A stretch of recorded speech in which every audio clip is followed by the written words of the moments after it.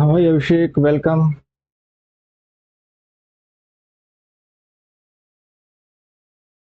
1 minute यार, पिछली बार जो हमने लाइव किया था उसमें जो मीटिंग किया था उसमें इसका आवाज नहीं आया था तुम लोगों के साइड। हमारी आवाज तो आई थी। इधर देखें, इधर आ रही आवाज की नहीं।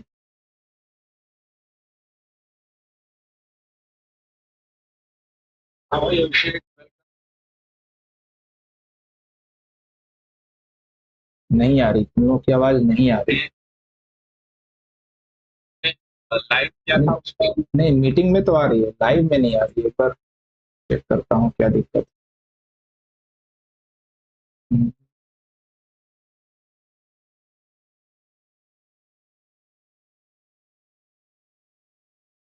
चेक करता हूँ, ऑन तो है। क्या दिक्कत है? ये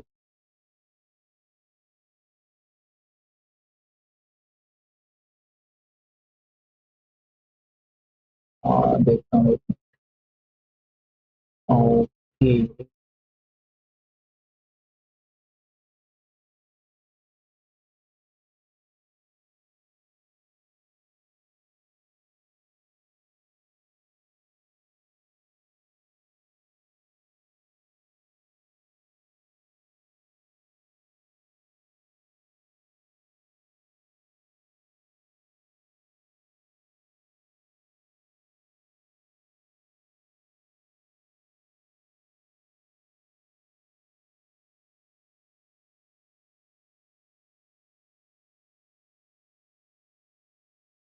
एक बार बोलना जरा।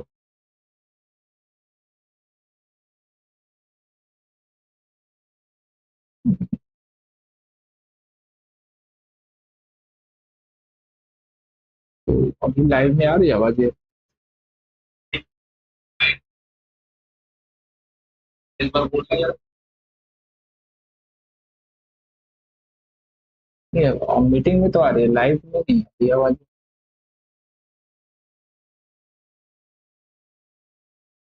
और लाइव में आ रही है आवाज।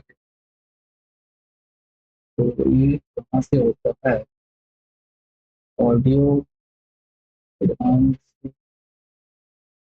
माइक ऑडियो इसका हम कर लेते हैं।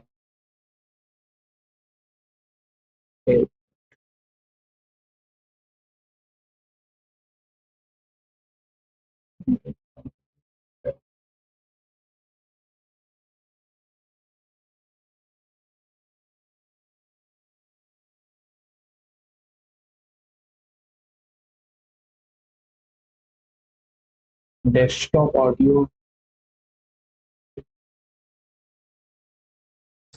डेस्कटॉप ऑडियो ना। तो डेस्कटॉप ऑडियो का कैसे है? हेडफोन स्पीकर, स्पीकर कर दो। डिफॉल्ट है हेडफोन स्पीकर। अब बोलना जरा। नहीं,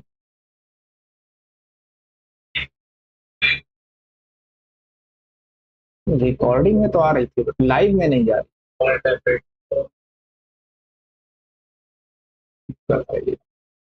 डेस्कटॉप ऑडियो का जो है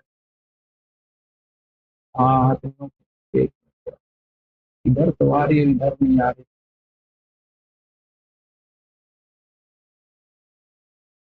रिकॉर्डिंग किया था तो आ रहा था। अब बोलना जरा। इसमें आ रही है और लाइव में नहीं आ रही, पता नहीं क्यों। Hide and hide desktop audio.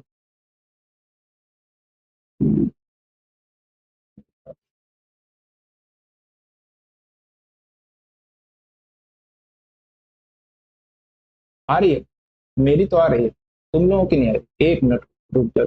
अब समझिए हमें क्या दिक्कत हो सकता है। अब समझ में आ रहा।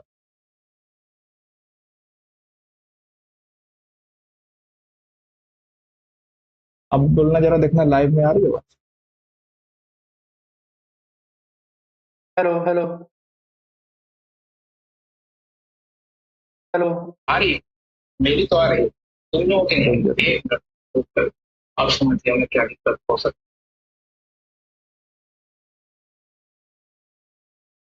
है। अब तुमने जरा देखा लाइव पे आ रही है? Hello hello. अब आ रही है? ये सर लाइव में आने लगी है। हेलो। आ रही है? मेरी तो आ यस रही है। सर। तुम लोग ठीक। हाँ, यस सर। ठीक है, शुरू करते हैं। ओके, तो कौन कौन आ गए? आ, तन्मय। तन्मय, आप पहली बार आए? अभिषेक। अच्छा, आज आपका आज आपने बाई किया था कोर्स ना? एक बंदे ने और शाम को बाई किया, उसने वो अपना मोबाइल नंबर गलत लिखा है तो उसको हम ऐड नहीं कर पाए। हम्म। चलो कोई बात नहीं, तो हमारा यूट्यूब पे है, वो देख लेगा। खैर, खुशी पाल क्या बोल रही है कि sir voice is not clear.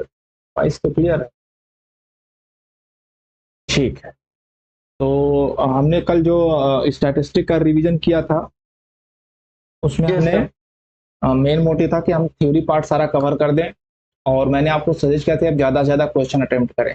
आज एक हमारा लाइव टेस्ट था, और मुझे लग रहा है कि लाइव टेस्ट से दो लोगों ने, मुझे मेरे हिसाब से अटेम्प्ट किया था, अभिषेक ने और एक शोएब ने। Yes sir. तो अभिषेक, आपने क्या लाइव टेस्ट में कैसा एक्सपीरियंस रहा आपका, कैसा पाया? सर लाइव टेस्ट में पहली बात तो सर बिल्कुल एरर फ्री था, मतलब कोई एरर तो ऐसा क्वेश्चन में नहीं था। और मुझे सबसे बेस्ट थिंग लगी, टाइम मैनेजमेंट काफी सीखा कि किस में कितना टाइम देना है, कहाँ सिली मिस्टेक नहीं करना है। सर मैंने काफी क्वेश्चंस में सिली मिस्टेक कर दी थी। लाइक मल्टीपल चॉइस क्वेश्चन था, बट उसमें 2 ऑप्शन सही था और 1 गलत था। तो उसमें पूरा आंसर गलत हो जा रहा था, इस वजह से वहाँ मिस्टेक हुई। और मैंने वीक 4 नहीं मैथ का प्रिपेयर कर रखा था, पॉलिनोमियल की वजह से वहाँ पे कुछ मार्क्स कटे। ठीक। और तो का ठीक था सर। तो मतलब जैसा 130 तक मार्क्स जा सकते थे। अच्छा, तो जैसा आपको यस। फील वहाँ पर लाइव का मिला, वैसे ही आपका एग्जाम का भी रहेगा, क्योंकि आप क्वालिफायर देने जा रहे हो, फर्स्ट टाइम जा रहे हो, तो वहाँ वैसा ही टैब्स वगैरह वैसे ही रहेंगे वहाँ पे। यस और सर। लगभग वहाँ पे एक आपका फोटो भी आपका डेस्कटॉप पे आएगा, फोटो के साथ यस। आपका नाम रहेगा, और कैलकुलेटर जो था पोर्टल पे, हम मैंने आपको कहा था कि वही कैलकुलेटर यूज करना, क्योंकि एग्जाम में भी वही सा ही कैलकुलेटर आपको मिलेगा। यस सर, यूज़ करा था सर। हाँ, तो कैलकुलेटर भी वैसा ही मिलेगा आपको। और ये कैलकुलेटर आपको नहीं मिलेगा, तो आप उसकी प्रैक्टिस रहेगी तो अच्छा रहेगा। दूसरी चीज जो हुँ। है कि टाइम मैनेजमेंट आपको करना पड़ेगा। टाइम मैनेजमेंट के लिए मैंने आपको बताया था कि सबसे पहले आप स्टैटिस्टिक ट्राई करना, स्टैटिस्टिक, यस। उसके बाद सीटी, इंग्लिश और मैथ को लास्ट में करना, क्योंकि मैथ जो है ना, कभी कभी आपको कैलकुलेशन में उलझा देता है। आपको यस सर। सारा प्रोसीजर आप सही कर रहे हो, आंसर नहीं आ पाएगा, तो उसमें बड़ा कंफ्यूजन रहेगा। तो मैथ को लास्ट में करना, और टाइम मैनेजमेंट जरूर आप अच्छे से करना, ताकि आप चारों क्वेश्चन कर पाओ। और टोटल 4 घंटे का ये एग्जाम था, तो वैसा ही एग्जाम वहां भी रहेगा 4 घंटे का। यस। तो होप आप अच्छा करोगे। और अगला जो है 30 को प्लान है। Yes sir. तन पार्टी का। यस। ज्वाइन दिस कॉल, तो क्यों नहीं ज्वाइन हो रहा, करो ज्वाइन यार, एडमिट। हाँ, तो 30 वाला आप जो है, उससे पहले आप सारी चीजें तैयारी कर लो। और मैं यही यस। कहूंगा कि लास्ट का जो 1 वीक है, उसमें यस। आप वो करो, क्या बोलते हैं कि पूरा प्रैक्टिस क्वेश्चन सॉल्व करो, यस। जितना ज्यादा ज्यादा सॉल्व कर सकते हो। और मेरा भी एग्जाम रहेगा, तो मैं इसलिए चाह रहा हूँ कि 30 तक आपका सारा रिवीजन करवा दूं। और यस। 30 के बाद जो आपके क्वेश्चंस फंसेंगे, आपको जो डाउट्स होगा, वो आप ग्रुप में भेजो। अब वो शोएब ओके। है, मुझे पर्सनली डीएम करता है, तो ग्रुप को मैंने पिन कर रखा है, ग्रुप में मैं देख लेता हूँ पर्सनली। और उसमें क्या, ग्रुप में रिप्लाई करूंगा तो एक को रिप्लाई करूंगा तो 4 को आंसर मिलेगा। Yes sir. यस खुशी सर। पाल बोली कि हम जीमीट ज्वाइन कर सकते हैं। कर लो ज्वाइन, जीमीट लाइव कर ही दिया है, तो हमें भी ज्वाइन करना है। आ जाओ, जीमीट का लिंक भेज देते हैं।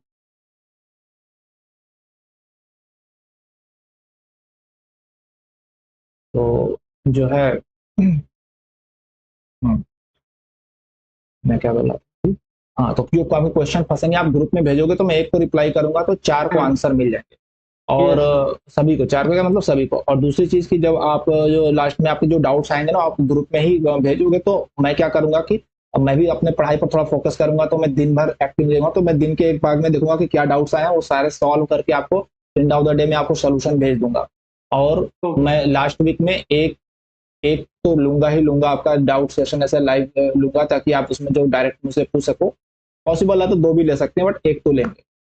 तो उससे पहले मैं 30 तक सोच रहा हूँ सारा आपका कंप्लीट करा रिवीजन वगैरह। तो सर कैसे ज्वाइन करें? अरे लिंक भेज दिया है, आप उस पर क्लिक करके ज्वाइन कर लो। लिंक भेज दिया। हाँ, तो अब हम शुरू करते हैं सीटी का। तो सीटी का क्या सीन है, स्टैटिस्टिक्स से अलग है। और हाँ, स्टैटिस्टिक के लिए एक चीज और की, उसमें जितने भी फार्मूले हैं, मेन फार्मूले आपको आए हैं वीक 3 और 4 में, ये वेरिएंस का और इसका कोरिलेशन, स्टैंडर्ड डेविएशन, ये सब ये फार्मूले आप लिख के रखो। किससे क्या इफेक्ट पड़ता है, किसमें जोड़ने पे घटाने पे वेरिएबल पर इफेक्ट पड़ता है, वो चीजें लिख के रखो। उससे रिलेटेड क्वेश्चन ट्रिकी आएंगे, घुमा करके आएंगे। तो ये चीजें आप अपने हाथ से अपनी हैंड राइटिंग में एक पेन पेपर में बना लो और उसको रेफर करो। अपने अभी क्वेश्चन सॉल्व करते समय रेफर करो, एग्जाम से पहले उसको 1-2 बार देख के जाओ। दूसरी चीज मैंने बताया था कि प्रैक्टिस असाइनमेंट भी आप जरूर से जरूर सॉल्व करके उसकी प्रैक्टिस कर लो। इतना सब प्रैक्टिस आप कराओगे तो आपके क्वेश्चन बन जाने चाहिए, कोई दिक्कत नहीं होनी चाहिए। और सिटी का सीन क्या है कि सिटी में ऐसे कोई आपको फिक्स फार्मूला या इस आपका वो नहीं है। राधे श्याम, राधे श्याम भी आ गए, ठीक है, ओके। तो सिटी में क्या सीन है कि आपको धीरे धीरे सिटी का जो है एक वीक 1 से लेके वीक 4 तक अगर आप देखोगे तो धीरे धीरे चीजें बिल्ट होती गई हैं। अनुष्का शाक्या, ठीक है, वेलकम। तो सिटी में क्या है कि यार बहुत लोग आने लगे, मीटिंग लिंक कहाँ कहाँ शेयर हो गई। चलिए बताता हूँ। Hello sir, good evening sir. हाँ हाँ, गुड इवनिंग, गुड इवनिंग। ठीक है, अभी शुरू कर रहे हैं सिटी का। Sir thank you sir meet में ज्वाइन करने के लिए। ठीक है, ठीक है, ओके। तो आप लोगों का जैसे कोई पर्टिकुलर डाउट होगा तो चलो भेजना या देखना। तो मैं कह रहा था कि सिटी का जो है आपका वीक 1 टू वीक 4 में ऐसा कंटेंट जो है वो प्रोग्रेसिव वे में है। मतलब कि अगर आप वीक 4 की चीजें कर पा रहे हो, इसका मतलब आपका 1 2 3 क्लियर है। वीक 3 कर पा रहे हो, इसका मतलब आपका 1 2 क्लियर। तो वीक 1 की जो चीजें हैं वीक 2 में यूज हुई हैं, वीक 1 और 2 की जो चीजें हैं वीक 3 में यूज हुई हैं, और वीक 1 टू 3 का कॉन्सेप्ट 4 में यूज हुआ है। ये चीज। दूसरी चीज कि सिटी में ऐसा कोई नया चीज नहीं है, नया कॉन्सेप्ट नहीं है जो कि आपको स्टैटिस्टिक या मैथ की तरह आपको समझोगे तभी कर पाओगे। अगर सिटी आपने बिल्कुल भी नहीं देखा, ऐसे बहुत लोग हैं जो बोले कि मैंने अभी कुछ भी नहीं देखा है, कहाँ कहाँ से लोग ज्वाइन कर रहे हैं, ठीक है। तो भी आप सिटी का जो है वो कर सकते हो। क्या मैं बोल रहा था, आप क्वेश्चन अटेम्प्ट कर सकते हो कि नॉर्मल इंग्लिश होता है। बस आपको ये समझना है कि सिटी में जो कोडिंग लैंग्वेज यूज की गई है उसका क्या मतलब है और उसका हम कैसे अप्रोच करना है। अगर इतनी चीजें पता है तो सिटी के क्वेश्चन आप कर सकते हो। तो अगर आप सिटी के लेक्चर भी आप देखोगे, बिल्कुल ही नॉर्मल बातचीत की भाषा में रिकॉर्ड किए गए हैं। सर जैसे बात कर रहे हैं, कॉन्सेप्ट कर रहे हैं, तो वो चीजें ऐसे रिकॉर्ड की गई हैं। तो वो एक टाइम टेकिंग है, और इसलिए मैंने जो समरी बनाया वो काफी यूजफुल है। आपको आधे 1 घंटे में पूरा वीक आपका कवर हो सकता है अगर आप उसको देखते हो तो हम सिटी को कैसे कवर करें? चलो हम जो हमारे जो नोट्स मैंने बनाया है उसी नोट्स के थ्रू चलेंगे, और मेन फोकस हम क्वेश्चन पे करेंगे। और अगर आपके डाउट्स होते हैं कुछ क्वेश्चन में तो यहाँ पर आप डायरेक्ट हम डिस्कस करेंगे उस क्वेश्चन को। इससे आपका कॉन्सेप्ट ज्यादा क्लियर होगा, क्योंकि वहां पर क्वेश्चन को अटेम्प्ट करना ही जो है सिटी में कैसे अप्रोच करना है, कैसे अटेम्प्ट करना है, यही मेन है। कॉन्सेप्ट वाइज कोई बहुत ज्यादा चीजें इसमें है नहीं जो मैं थ्योरी वाइज आपको बहुत कवर करूँ। थोड़ा थोड़ा मैं आपको बताऊंगा, बट अगर आप क्वेश्चन डिस्कस करेंगे तो ऑलरेडी जो हमारे साथ ग्रुप में है वो ग्रुप में भेज सकते हैं। और जो इसमें नहीं है क्वालिफायर ग्रुप में अलग से ज्वाइन किए हैं, वो सिटी वाला जो ग्रुप है उसमें आप भेज सकते हो। तो उससे मैं आपका क्वेश्चन लेकर के यहाँ पे हम डिस्कस करें। तो अभी हम जैसे शुरू करते हैं वीक 1 से धीरे धीरे हम थ्योरी थोड़ा थोड़ा देखेंगे, और ज्यादा से ज्यादा अगर कोई क्वेश्चन आएंगे हम उन क्वेश्चन को देखेंगे। मेरे पास एक्टिविटी क्वेश्चन के पीडीएफ है, उसमें से देख लेंगे। अदरवाइज आपके पास अगर कुछ क्वेश्चन है डिस्कस करने के लिए, कोई भी क्वेश्चन होता है, सीए जीए पीए कुछ भी क्वेश्चन आप भेज सकते हो, उसको हम डिस्कस कर लेंगे तो कॉन्सेप्ट क्लियर हो जाएगा। तो शुरू करते हैं। जो अभी है और भेजना चाहते हैं ग्रुप में, जो अपने क्वालिफायर वाले बैच में, तो वही लोग हैं जो क्वालिफायर बैच वाले हैं। अदर लोग के लिए सिटी वाला ग्रुप है, अगर सिटी वाले ग्रुप का लिंक नहीं है तो मैं अभी सेंड कर देता हूँ सिटी वाले ग्रुप का लिंक यहाँ पे। तो सिटी वाला ग्रुप ज्वाइन करके वहाँ पे सर क्या हम भी ज्वाइन कर सकते हैं व्हाट्सएप ग्रुप आपका क्वालिफायर एग्जाम का? क्वालिफायर वाला तो क्वालिफायर वालों के लिए, आप सिटी वाला ग्रुप में भेज रहा हूँ, तो उस ग्रुप का आप सिटी ग्रुप में ज्वाइन करके ओके सर। सर हमारा सिटी में ना बेसिक क्लियर नहीं है सर, मतलब इससे पढ़ा नहीं है हमने। क्या क्लासेस इंग्लिश में थी ना, तो वही लगाई है बस जो वेबसाइट पे थी, और हमें इंग्लिश ठीक से समझ में नहीं आती क्योंकि हम हिंदी मीडियम के स्टूडेंट हैं। हाँ, तो आपको वो लेना था सिटी, 59 रुपीज का तो है, तो अगर सिटी का ही प्रॉब्लम है तो यूट्यूब पे 59 रुपीज लेना था। क्वालिफायर बैच में लोगों ने पहले क्या बोले? पहले आइडिया नहीं था कि आप भी पढ़ाते हो करके, चलो कोई नहीं, तो अभी आज देख ही लेना पता अभी। चला। हाँ, तो अभी अभी टाइम है, आप ले करके उसको देख करके पढ़ सकते हो। और क्वालिफायर बैच में भी लोग तो आज भी परचेज कर रहे थे, क्वालिफायर बैच परचेज कर रहे हैं। उसमें अपने क्वालिफायर बैच के लोगों को हम डायरेक्टली एड्रेस करते हैं, कोई भी डाउट क्वेश्चन। खैर कोई बात नहीं, अभी हम शुरू करते हैं। चलो, आपका बेसिक से दिक्कत है तो थोड़ा बेसिक चीजें ले लेते हैं। लेक्चर समरी जो है इसमें 1.1 इंटू टू डेटा सेट, तो डेटा सेट के बारे में इंट्रोड्यूस किया। हाँ ठीक है, अभी अब जरूरत हो, क्वेश्चन हो, डाउट हो तब पूछना, कर सकते हो। तो इसमें जो है डेटा सेट के बारे में बात किया गया है, जिसमें हमें कई तरह के डेटा सेट दिखाए गए। अगर मैं बात करूँ डेटा सेट का, तो इस तरह के डेटा सेट हैं। हम टेम्पलेट खोल लेते हैं सबका। इस तरह से आपको एग्जाम में भी ये डेटा सेट आपका दिया है। इससे ही आपको समझना है कि क्या चीजें हैं। जैसे स्पोर्ट्स डेटा सेट है तो उसमें क्या क्या चीजें होंगी? Row number, name, gender, date of birth, city, town. Sir आपकी स्क्रीन नहीं शो हो रही है। अरे स्क्रीन नहीं हो रही? नहीं।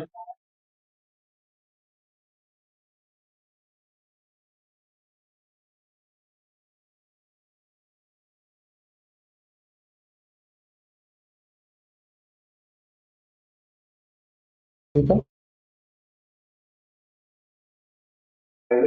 Yes sir, sorry. ठीक है। तो स्कोर डेटा सेट जो है,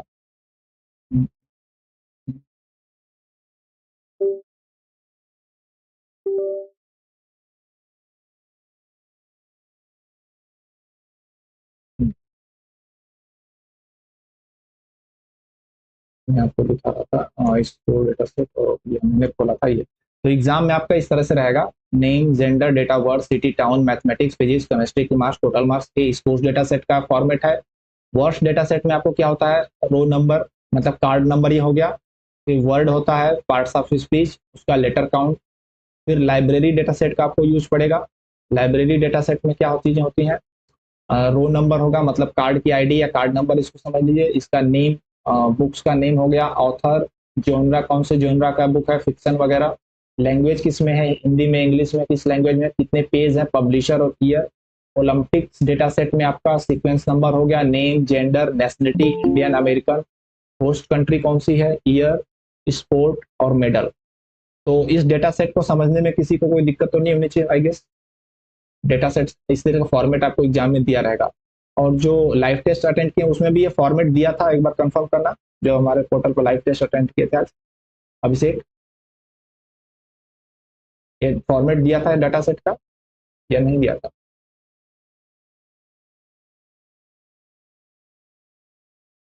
कोई बात नहीं, चलो तो हम चलते हैं। ये इसके बारे में इंट्रोडक्शन कराया गया है। उसके बाद इटरेशन और फिल्टरिंग क्या होता है?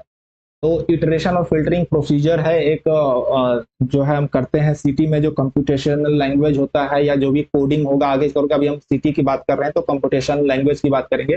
तो इटरेशन का मतलब ये होता है कि हम किसी भी चीज को, जैसे हमारे पास सेट ऑफ कार्ड्स होंगे, अभी हम जितने भी हमारे क्वेश्चन प्रॉब्लम सॉल्व करेंगे इसमें हमारे पास सेट ऑफ कार्ड्स हैं।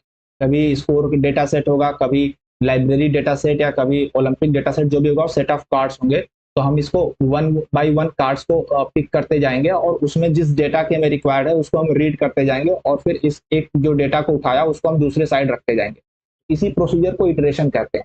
जैसे अभी 4 लोग मीट में, हम सबसे वन बाय वन अगर इंट्रोडक्शन ले, तो सबसे पहले हमारे पास जो मतलब मैं अभिषेक के पास जाऊंगा, फिर अगर हम अल्फाबेटिकली जाएंगे तो उसके बाद फिर के आएगा, कुमार, तन्मय या ये खुशी, फिर राधे श्याम या इट्स आएंगे, फिर राधे श्याम। तो ऐसे इटरेशन जो होगा कि 1 बाय 1 चीजों को चेक करना, इटरेशन। फिर फिल्टरिंग आता है। फिल्टरिंग का मतलब कि हमने उसमें कोई कंडीशन लगा दी कि ये चीज मुझे चाहिए और ये चीज नहीं चाहिए।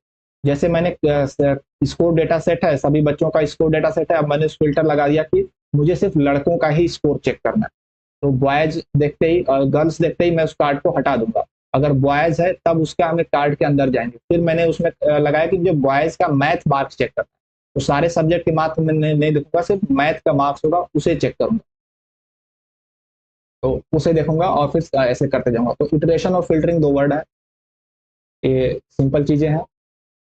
ओके,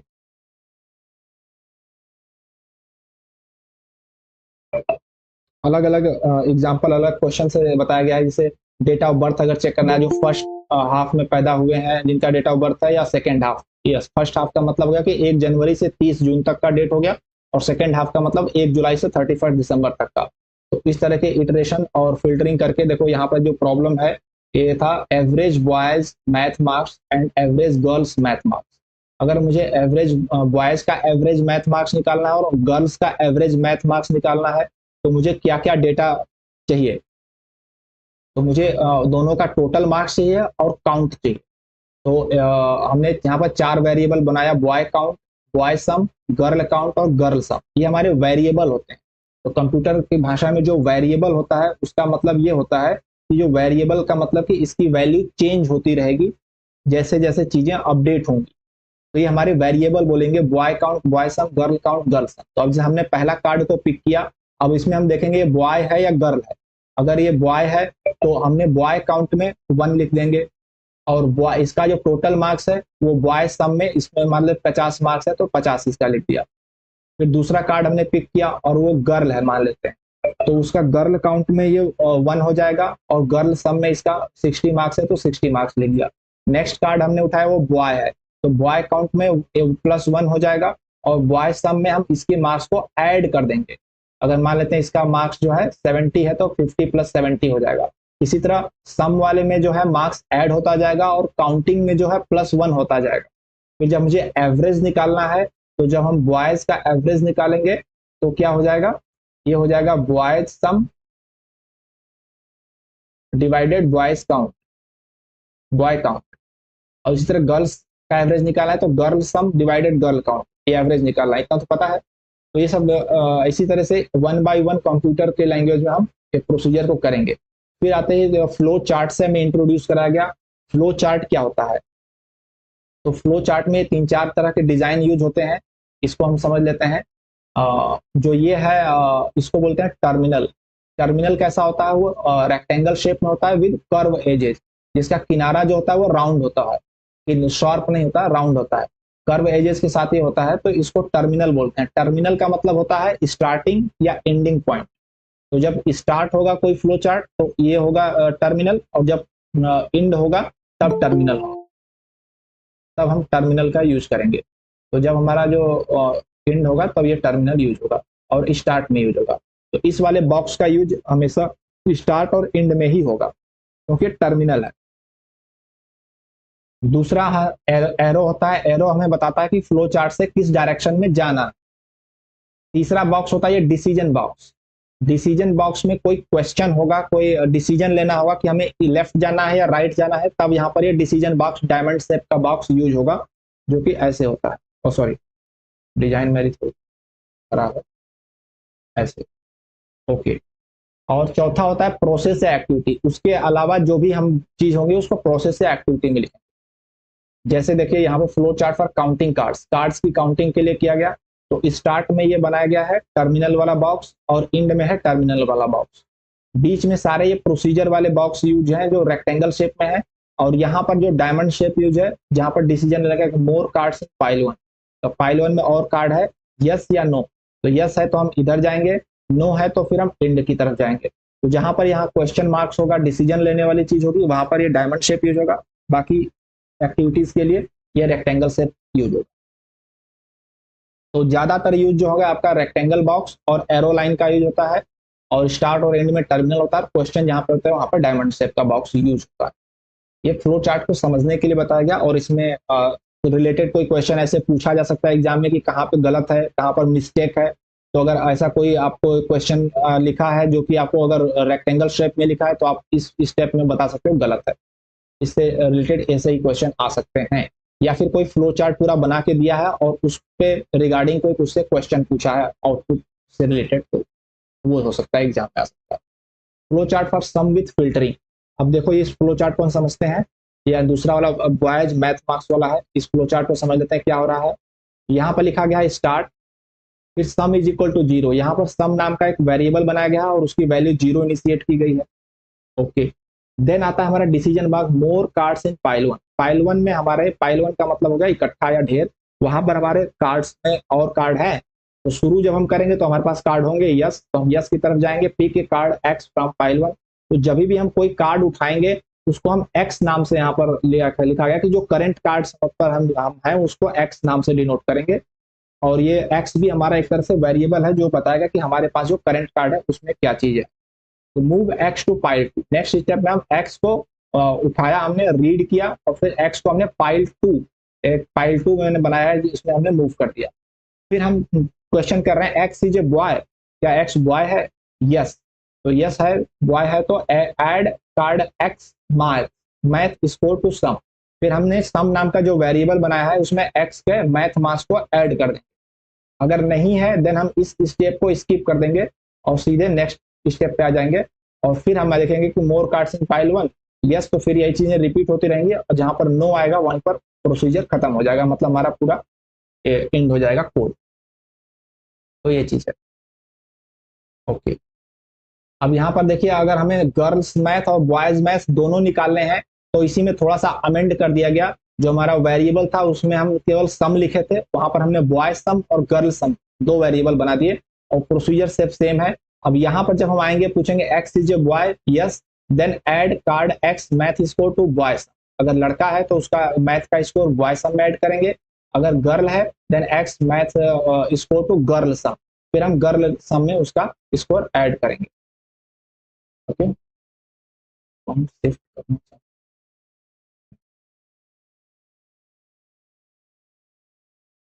हैं। तो ये चीज होगी। फिर सैनिटी ऑफ डेटा की बात होती है, तो सैनिटी ऑफ डेटा का मतलब ये हो गया कि जो हमारा डेटा है उसमें कहीं कोई गलत तो नहीं है। इस तरह से रिलेटेड भी क्वेश्चन आ सकते हैं। आपको एक डेटा सीट दिया जाएगा और पूछेगा कि इसमें कहाँ पे गलत है। तो गलती कैसे हो सकती है? सैनिटी ऑफ डेटा में ऐसे मिस्टेक्स होंगे जिसको आप देख करके विजुअली इंस्पेक्ट करके आप बता सकते हो कि सही है या गलत है। जैसे 32 जनवरी लिखा है, तो 32 जनवरी कभी होता नहीं है, तो ये आप देख के बता सकते हो कोई कलरकियल मिस्टेक या कोई बाई है ह्यूमन मिस्टेक है, किसी ने गलती से इसमें फीड कर दिया 32 जन, ये होना नहीं चाहिए। तो इसी को सैनिटी ऑफ डेटा बोलते हैं कि जहां पर हम देख करके बता सके कि ये चीज तो गलत ही है। अब जैसे total is equal to 700 marks में लिखा है, जबकि हम जानते हैं कि हमारे डेटा सेट में हम फिजिक्स है, मैथ है और केमिस्ट्री है, तीन सब्जेक्ट के मार्क्स हैं। तो अगर तीनों के मैक्सिमम मार्क्स बोले तो 100 मिल करके 300 होंगे, लेकिन अगर टोटल मार्क्स 700 लिखा है तो यही हम देख के बता सकते हैं कि यहाँ पे गलत है। सब्जेक्ट में अगर बायोलॉजी लिखा है जबकि हमें हमारे कार्ड में सिर्फ फिजिक्स केमिस्ट्री मैथ के मार्क्स, तो बायोलॉजी लिखा है, इसका मतलब ये गलत है। तो इस तरह के जो डेटा आएंगे आप देख के बता सकते हो गलत है। जैसे टी शर्ट की क्वांटिटी में अगर 3.2 लिखा है तो आप समझ सकते हो कि ये गलत है, क्योंकि टी शर्ट जो भी होगा 1 2 3 4 नंबर्स में होगा, पॉइंट में तो होगा नहीं। आइटम कैटेगरी में गलती हो सकती है। आइटम कैटेगरी में क्या गलती हो सकती है? जैसे अगर आइटम का नाम लिखा है सोप, साबुन का नाम लिखा है, तो इसी कैटेगरी में चाहिए टॉयलेटरीज, लेकिन इसी कैटेगरी में लिख दिया वेजिटेबल, तो ये गलत हो गया। या ऐसा कुछ उल्टा लिख दिया, डेयरी प्रोडक्ट्स लिख दिया, तो इस तरह से आइटम की कैटेगरी में भी गलत हो सकता है। फिर लेटर काउंट, लेटर काउंट में मिस्टेक हो सकता है। लेटर काउंट अगर किसी का लिख दिया है मान लेते हैं 50, तो लेटर काउंट आप समझते हो 50 लेटर का कोई ऐसा वर्ड होता नहीं है, वो भी गलत होता है। Type of word, noun pronoun adjective जहाँ पर कुछ और लिख दिया, तो ये सब चीजें मिस्टेक्स जो होंगे वो आप उससे रिलेटेड क्वेश्चन आ सकते हैं सैनिटी ऑफ डेटा से रिगार्डिंग, कि सैनिटी ऑफ डेटा बताइए इसमें कहीं गलत है या नहीं सही है। तो ये चीजें आप पकड़ सकते हो। या कोई क्वेश्चन वगैरह कोई क्वेरी पूछ रहा है तो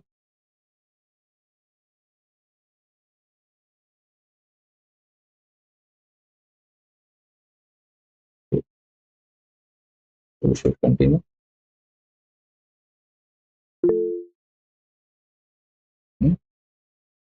मैसेज उसेज और क्या?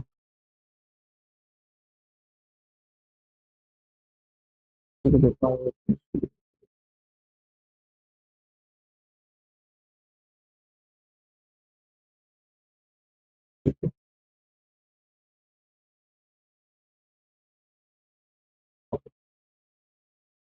हम्म, हम कहाँ पे यहाँ पे थे? ओके, तो अब देखते हैं बूलियन, इंटीगर और कैरेक्टर को समझते हैं। Intro to data type. तो यहाँ पर कुछ डेटा टाइप्स होते हैं कंप्यूटर की भाषा में। बूलियन, बूलियन डेटा टाइप क्या होता है? बूलियन डेटा टाइप वो होगा जिसमें हमें दो ऑप्शन मिलेंगे, यस या नो, मेल या फीमेल। जहां पर दो ऑप्शन मिलेंगे उसको हम बूलियन डेटा टाइप बोलेंगे, ट्रू या फॉल्स। ऑपरेशन इस पे होता है एंड या आर का ऑपरेशन होता है, और रिजल्ट टाइप भी बूलियन आता है। हम्म, अच्छा। जैसे ट्रू फॉल्स के साथ एंड और आर कैसे काम करता है ये भी आप समझ लेना चाहिए, कि अगर ट्रू एंड ट्रू है तो ट्रू होता है, ट्रू एंड फॉल्स है तो आपका फॉल्स होगा, और ट्रू ट्रू और ट्रू है तो आपका ट्रू होगा, और ट्रू और फॉल्स है तो भी ट्रू होगा। एंड और क्या हो सकता है? ट्रू एंड ट्रू, ट्रू और फॉल्स, ये होता है। तो मेरे ख्याल से आपको पता होगा। ट्रू के साथ ट्रू तभी होगा जब ट्रू एंड ट्रू होगा, ट्रू और ट्रू में भी ट्रू होता है, ट्रू एंड फॉल्स फॉल्स होता है, और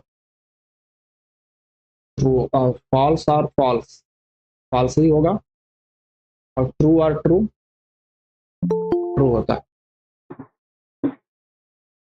इंटीगर में आपके आते हैं माइनस से लेके पॉजिटिव नंबर्स 1 2 3 4 इंटीगर में आते हैं, और इन पे आप प्लस माइनस गुणा भाग सब कर सकते हो ऑपरेशन, और Boolean operation greater than smaller than equal to ये भी कर सकते हैं।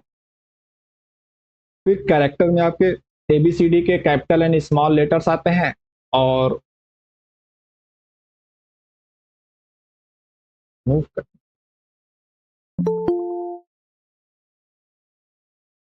उसके बाद जो है स्पेशल कैरेक्टर ये भी आते हैं, और इसमें ऑपरेशन इक्वल टू का ऑपरेशन कर सकते हैं, सर प्लस माइनस गुणा भाग नहीं होता है, और रिजल्ट टाइप बूलियन आता है। बूलियन का मतलब ट्रू या फॉल्स है। ओके, कैसे होगा वो भी आइए देखते हैं। और सब डेटा टाइप्स जो होते हैं, सब टाइप्स ऑफ डेटा टाइप्स, जैसे क्या होता है, इंटीगर में आपका सीक्वेंस नंबर हो गया, तो सीक्वेंस नंबर 1 2 3 ऐसे है, और या मैक्स है। तो इसमें जो है सीक्वेंस नंबर में आप कोई भी ऑपरेशन नहीं कर सकते हो, क्योंकि सीक्वेंस नंबर को जोड़ने घटाने का कोई मतलब होता नहीं। तो सब डेटा टाइप्स भी होते हैं जिसपे आप कुछ लिमिटेड ऑपरेशन ही कर सकते हैं।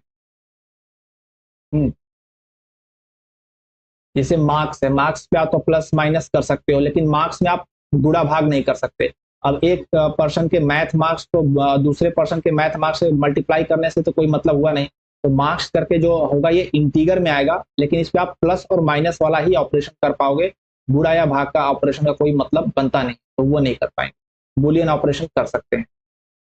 ओके, कैरेक्टर में आपका जो है जेंडर होता है मेल या फीमेल, ये हो सकते हैं। स्ट्रिंग में आपका नेम सिटी वर्ड्स, तो स्ट्रिंग जो होता है वो ग्रुप ऑफ कैरेक्टर्स को हम स्ट्रिंग बोलते हैं। ओके, फिर आता है ट्रांसफॉर्मेशन ऑफ सब डेटा टाइप्स। सब डेटा टाइप्स का जो कंप्यूटर में कैलकुलेशन होता है वो कैसे होता है, सब डेटा टाइप्स का ट्रांसफॉर्मेशन। जैसे डेट है, तो डेट में आपका 1 जनवरी 2 जनवरी 4 जनवरी, तो हम कभी कभी कंपेयर करते हैं कि कौन पर्सन का एज वाइज कौन बड़ा है कौन छोटा है। तो कंप्यूटर इसको कैसे कैलकुलेट करता है? कंप्यूटर में जनवरी फरवरी करके कोई कैलकुलेशन नहीं है कि वो कैलकुलेट कर पाए। तो वो क्या करता है कंप्यूटर की, पूरे साल के नंबर ऑफ डेज जो है उसको 0 से लेके 365 में नंबरिंग कर देता है। तो अगर आपको इसको कंपैरिजन के लिए डेट देते हो 30 जनवरी या 2 फरवरी, तो वो फिर उसको नंबर्स में कन्वर्ट करके उसमें कंपैरिजन करता है, फिर आपको आउटपुट कंपेयर करके आउटपुट देता है कि 29 इज लोअर देन 32, क्योंकि 2 फरवरी का जो नंबर आएगा वो कितना आएगा, 32 आएगा, क्योंकि काउंटिंग हमारी 0 से स्टार्ट हो रही है। तो जनवरी में 31 डेज होते हैं, तो जनवरी में 30 हो गया, और 1 फरवरी 31 और 32, अगर 2 फरवरी के नंबर 32 आएगा, 30 जनवरी 29 आएगा। तो इस तरह से कंपेयर करता है। मार्क्स का कंपैरिजन अगर वो फ्लोट वैल्यू है, इसको फ्लोट वैल्यू बोलते हैं, जो पॉइंट में होते हैं 72.5 या 72.3, तो इसको कैसे कंपेयर करता है कंप्यूटर की, इसको इंटीगर में कन्वर्ट करता है, मल्टीप्लाई बाई 10 कर देगा या 100 कर देगा, तो 7250 हो जाएगा और ये 7230 हो जाएगा। फिर इसमें कंपेयर करके इसका कैलकुलेशन करके फिर वापस से जिससे मल्टीप्लाई किया है उसमें से डिवाइड करके या फिर आपको रिजल्ट देता है। या रुपीज के अमाउंट में रुपीज है, इनको भी पैसे में कन्वर्ट करते हैं, 100 से मल्टीप्लाई करके फिर इस पे ऑपरेशन करके आपको इस तरह से रिजल्ट आता है। क्वांटिटी जो भी होती है अगर पॉइंट में है तो उसको भी 100 से मल्टीप्लाई करके और इसको फुल इंटीगर में कन्वर्ट करके उस पर ऑपरेशन करके अब फिर आपको उसी से डिवाइड करके तो कंप्यूटर इस तरीके से ऑपरेशन करता है। ओके, फिर आते हैं complex data type. Complex data type क्या होता है? रिकॉर्ड आल्सो कॉल्ड स्ट्रक्ट और टपल। तो कॉम्प्लेक्स डेटा टाइप ऐसा होगा कि जिसमें कई सारी चीजें होंगी, जैसे ये नेम ऑफ फील्ड हो गया, टाइप ऑफ फील्ड हो गया, सीक्वेंस नंबर में सीक्वेंस नंबर, नेम में नेम हो गया, सीक्वेंस नंबर आपका इंटीगर में आएगा, जेंडर में मेल या फीमेल कैरेक्टर आएगा, डेट ऑफ बर्थ में डेट आएगा, city, math marks, maths marks. तो इसमें जो है कहीं आपका इंटीगर भी आ रहा है, कहीं कैरेक्टर भी आ रहा है, कहीं आपका जो है कैरेक्टर, बुलियन डेटा टाइप, ये सब आ रहे हैं। तो इसी को बोलते हैं कॉम्प्लेक्स डेटा टाइप। ओके, तो इसका यूज कैसे होता है कि जैसे हमने शॉपिंग बिल डेटा सेट था, तो शॉपिंग बिल डेटा सेट में अगर हम उसको टेबल फॉर्म में बनाने चाहें, यहाँ पर जैसे हमने देखा जो ये था मेरा डेटा टाइप था स्कोर्स का, वर्ड्स का, लाइब्रेरी का, तो इसमें हमने ओलंपिक का, तो इसको हमने वो कर दिया था टेबल में बना लिया, स्कोर का भी बना लिया, वर्ड्स का, लाइब्रेरी का, ओलंपिक का हमने टेबल फॉर्म में बना लिया। लेकिन शॉपिंग बिल डेटा सेट जो होता है उसको हम टेबल फॉर्म में नहीं बना पाते, क्योंकि उसमें एक पर्सन का होता है, उसमें आइटम है, उसकी कैटेगरी है, उसकी प्राइसिंग है, टोटल प्राइस है, और एक आइटम, एक पर्सन के कई सारे आइटम है, पर्सन अलग है तो फिर उसकी अलग बिल हो गया, तो उसको हम एक टेबल में नहीं शो कर पाते हैं। तो उसके लिए फिर ये आता है कॉम्प्लेक्स डेटा टाइप। उसमें क्या करते हैं हम, फिर आइटम करके उसमें आइटम लिख देते हैं और आइटम की अलग से एक टेबल बनाते हैं और उस टेबल में फिर उसको हम उसके नंबर, उसका सीक्वेंस नंबर उसमें लिख देते हैं। शॉपिंग बिल में जैसे इसमें क्या किया गया है, देखो name of field and type of field, sequence number लिखा, स्टोर का नेम लिखा है, कस्टमर का नेम लिखा, आइटम्स में आइटम लिस्ट लिख दिया है और टोटल बिल वैल्यू दिया, और आइटम लिस्ट का यहाँ पे नंबर होगा। फिर आइटम लिस्ट का जो है करके एक अलग से टेबल बना दिया है, नेम ऑफ फील्ड में आइटम हो गया, टाइप ऑफ फील्ड मतलब आइटम नेम, आइटम की category, quantity, unit price, cost, और इसमें हम आइटम लिस्ट 1 कर दिए तो इसमें आइटम लिस्ट 1 लिख देंगे, तो इसका मतलब कि इसके लिए हमको ये वाली टेबल को रेफर करना है। तो इसमें शॉपिंग बिल डेटा सेट को बनाने के लिए हमें 2 तरह के टेबल की जरूरत पड़ेगी। एक टेबल में हम बनाएंगे जिसमें ये सारी चीजें मेंशन करेंगे, sequence number, store name, customer name, item, total bill, और इसमें जो आइटम लिस्ट करके उसकी एक नंबरिंग करेंगे और उस नंबर से हम एक अलग टेबल बनाएंगे जिसमें आइटम वाले की इंफॉर्मेशन होगी, उसका यूनिट प्राइस, उसका टोटल प्राइस रहेगा। तो इस तरीके से एक बिल को शो करने के लिए यहाँ पर 2 टेबल की जरूरत पड़ेगी। तो इस तरह से रिकॉर्ड, इसको बोलते हैं रिकॉर्ड बोलते हैं। ये समरी क्या कह रहा है कि a data type defines the value that the variable can take and the set of operation that are permitted on it. Basic data type हो गया इंटीगर, बूलियन और character are needed for our data set and subtype of a type can be use to further restrict the value and are operational. और सब type का मतलब है कि हम इंटीगर तो है बट उसमें कुछ लिमिटेड ऑपरेशन ही कर पाएंगे, कहीं पर हम प्लस माइनस कर पाएंगे, कहीं पर हम सिर्फ मल्टीप्लिकेशन और डिवाइड कर सकते हैं और चीजें नहीं कर सकते हैं। Record type is a collection of name field each with the same different data type. Record type यही था जिसमें हम डिफरेंट एक टेबल बना दिए हैं आइटम का, इसी को रिकॉर्ड बोलते हैं। List type is a sequence of item all of which are usually of the same data type. और लिस्ट बोलेंगे इसमें एक टाइप के आइटम्स का कलेक्शन होगा। तो ये हो गया। अब हम वीक 2 पे आ गए और इसी तरह मैं इसकी थ्योरी को थोड़ा शॉर्ट में चलता हूँ, कवर करता हूँ। आप क्वेश्चन, मैं चाहता हूँ कि आप क्वेश्चन पूछो ताकि हम क्वेश्चन वाइज डिस्कशन करें तो ज्यादा चीजें क्लियर हो। कंडीशनल टर्मिनेशन इन इटरेशन, तो वीक 2 में जो है बात किया गया है जब हम इटरेशन कर रहे हैं तो कंडीशनल टर्मिनेशन कैसे होगा। जैसे हमने कंडीशन लगाया कि marks greater than 90 in math, physics and chemistry, तीनों में 90 से एबव मार्क्स होने चाहिए। तो हमने एक कंडीशन लगा दी। तो जैसे ही हम कार्ड उठाएंगे हम देखेंगे क्या उसका फिजिक्स का मार्क्स 90 से ऊपर है, यस, केमिस्ट्री का भी ऊपर है, यस, मैथ का भी ऊपर है, यस। अगर तीनों में 90 से ऊपर है देन हम उसके मार्क्स को इंटर करेंगे अपने रिकॉर्ड में, अदरवाइज आगे बढ़ जाएंगे। Shopping bill different type of category, shopping bill में अगर कैटेगरी उसकी डिफरेंट है, इस तरह से स्ट्रेस लगाते हैं, first verb in third sentence. तो इसमें जो हम क्वेश्चन को अप्रोच करेंगे तभी ज्यादा अच्छे से हम क्वेश्चन ये देख लेते हैं। Use the following flow chart that was used at the end of the lecture to ensure the remaining question. जैसे फाउंड करके एक वेरिएबल है, उसको फॉल्स इनिशिएट कर दिया गया है। यहाँ पर जो बॉक्स बना है ये है आपका प्रोसीजर वाला बॉक्स है, यहाँ पर आपको डिफाइन किया गया found is equal to false है। फिर ये डिसीजन बॉक्स है, another card and not found, मतलब क्या अनदर कार्ड है एंड नॉट फाउंड। तो इसमें देखिए यस या नो है, यहाँ पर ये बुलियन डेटा टाइप है, बुलियन एंड या और लगेगा तो इसका मतलब वहां पर बुलियन डेटा है, another card and not found, मतलब वहां उसमें कार्ड होना चाहिए और नॉट फाउंड होना चाहिए। नॉट फाउंड का मतलब कि अगर फॉल्स है फाउंड तो नॉट फाउंड आपका हो जाएगा ट्रू। तो अगर ये दोनों होगा, अगर यस होगा, एंड में क्या होता है कि यस एंड यस, यानी ट्रू एंड ट्रू होगा तभी वो ट्रू होगा, यस होगा। अगर यस एंड नो है मतलब ट्रू या फॉल्स है तब भी आपका यस हो जाएगा। नहीं, एस एंड नो है तो आपका नो होगा, और यस और नो है तो आपका यस होगा। तो यहाँ पर एंड लगा है, इसमें यस तभी होगा जब दोनों सही है, यानी अनदर कार्ड होना चाहिए और फाउंड आपका ट्रू होना चाहिए तब ये यस होगा, अदरवाइज नो होगा और स्टॉप हो जाएगा। ओके, फिर देखेगा करेक्ट कार्ड, या जिस कार्ड को हम खोज रहे हैं वो कार्ड है इसमें, तो अगर यस है तो found is equal to true करेंगे, नहीं तो नो नहीं है तो फिर हम इसको स्किप कर देंगे और फिर से हम वापस चले जाएंगे।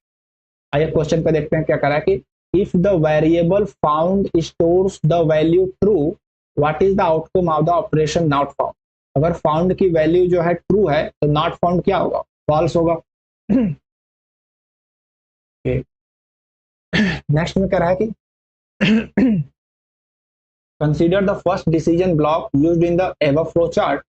After a certain number of steps in the iteration, the flow transferred to the no branch. Which of the following situations are possible at this stage of program's execution? It is a multiple select question. Okay. After a certain number of steps, the iteration, the flow transfer to the no branch. मतलब यहाँ पे आ जाता है first decision block जो है वो no पे जाता है। तो क्या क्या चीजें हो सकती, तो एक चीज तो ये हो सकती है कि इसमें अनदर कार्ड हो ही नहीं, कार्ड पाइल वन एम्प्टी हो जाए। दूसरा हो सकता है कि फाउंड जो है वो नॉट फाउंड जो है मतलब फॉल्स हो, ट्रू ना हो। नॉट फाउंड ट्रू होता है, तो यहाँ पर अगर फाउंड फॉल्स है तो फॉल्स हो। या तीसरा जो हो सकता है कि दोनों कंडीशन। आइए देखते हैं क्या लिखा है। The variable found stores the value true and some cards have not been read, मतलब इसमें ट्रू वैल्यू आ गई and some cards have not been read.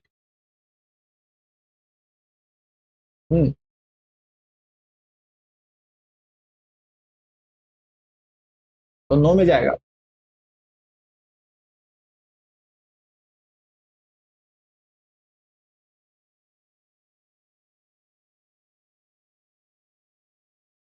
Hello, आप लोग हो भाई प्रेजेंट?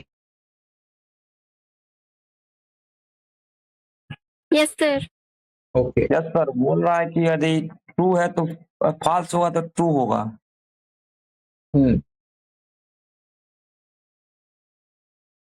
ओके, हाँ तो ट्रू होगा तो ये फॉल्स हो जाएगा ना, तो फॉल्स होगा। यदि और हाँ बोलो बोलो। यदि फॉल्स होगा तो ट्रू होगा, तो उसी पे रुक जाना है ना। इसमें ऐसा होगा कि हाँ ट्रू होगा और ये भी होगा कार्ड है और ट्रू है तो यस में जाएगा, ट्रू एंड ट्रू होगा तो यस में जाएगा ना। यस तो यस अगर फाउंड की वैल्यू अगर ट्रू हो जाती है तो नॉट फाउंड क्या हो जाएगा, फॉल्स हो जाएगा। तो यहाँ पे ट्रू एंड फॉल्स आपका नो में चला जाएगा। Yes sir. तो वही बात कह रहा है कि अगर फाउंड में ट्रू हो जाता है और सम कार्ड्स अभी भी अनरीड है, मतलब कि आपका जो होता है नॉट फाउंड आपका फॉल्स हो गया यहाँ। तो इस केस में जो है वो नो चला जाएगा। क्लियर हुआ? यस यस सेकंड में करा कि found the value false and some cards have not been read, इस केस में वो यस में जाएगा, नो में नहीं जी। जाएगा। Found stores the value false and all cards have been read, और कार्ड ही खत्म हो गया तो भी नो में जाएगा। Found stores the value true and all cards have been, मतलब दोनों कंडीशन हो गई तो भी जाएगा, मतलब दोनों फॉल्स हो गया, ये भी फॉल्स हो गया और नॉट फाउंड भी आपका फॉल्स हो गया, तो नो भी नो में जाएगा। इन दोनों में से कोई एक भी गलत हो गया तो भी नो में जाएगा, दोनों गलत हो गया तो भी नो में जाएगा। फिर कह रहा at the end of the execution the variable found stores the value true, how many times was it updated, कितनी बार ये अपडेट हुआ है। कह रहा है कि एजुकेशन कोड के खत्म होने के बाद फाउंड की वैल्यू ट्रू हो जाती है, तो कितनी बार ये अपडेट होगी। अब इसमें आपको लॉजिक लगाना होगा, जैसे अगर एक बार भी ट्रू ये होता है वैसे ही नो में चला जाएगा, क्योंकि नॉट फाउंड आपका फॉल्स हो जाएगा। हाँ सही है, तो एक ही बार अपडेट होगा, एक से ज्यादा बार अपडेट नहीं हो सकता है। एक ही बार अपडेट ही होगा, उसके बाद नहीं तो फालतू हो जाएगा। हाँ okay, consider the following flow chart, same चीजें यहाँ पर काउंट भी एक एक्स्ट्रा ऐड कर दिया है और यहाँ पे भी काउंट को +1 कर दिया है। If there are 10 cards that satisfy the condition for the correct card, what will be the value of a variable count at the end of the execution of the above flow chart? Okay तो same code है, इसमें count add कर दिया है और correct card को कह रहा है कि अगर 10 कार्ड हैं जो कि करेक्ट कार्ड को सेटिस्फाइड कर रहे हैं तो काउंट का वैल्यू क्या होगा। तो कार्ड तो भले 10 इसमें सेटिस्फाइड कर रहे हैं, लेकिन एक ही बार ये करेक्ट कार्ड से जाएगा और उसके बाद काउंट की वैल्यू 0 से 1 होगी, और दूसरी बार क्या होगा कि आपका फाउंड ट्रू हो जा रहा है। तो फाउंड जैसे ही अगर ट्रू हो गया तो यहाँ पर आपका नॉट फाउंड फॉल्स हो जाएगा और ये नो में चला जाएगा। तो आपका जो है एक ही बार फाउंड भी एक बार अपडेट होगा, काउंट भी एक ही बार अपडेट, इसलिए काउंट की वैल्यू 0 से 1 आएगी और फिर एक कोड एग्जिट हो जाएगा। क्लियर हुआ।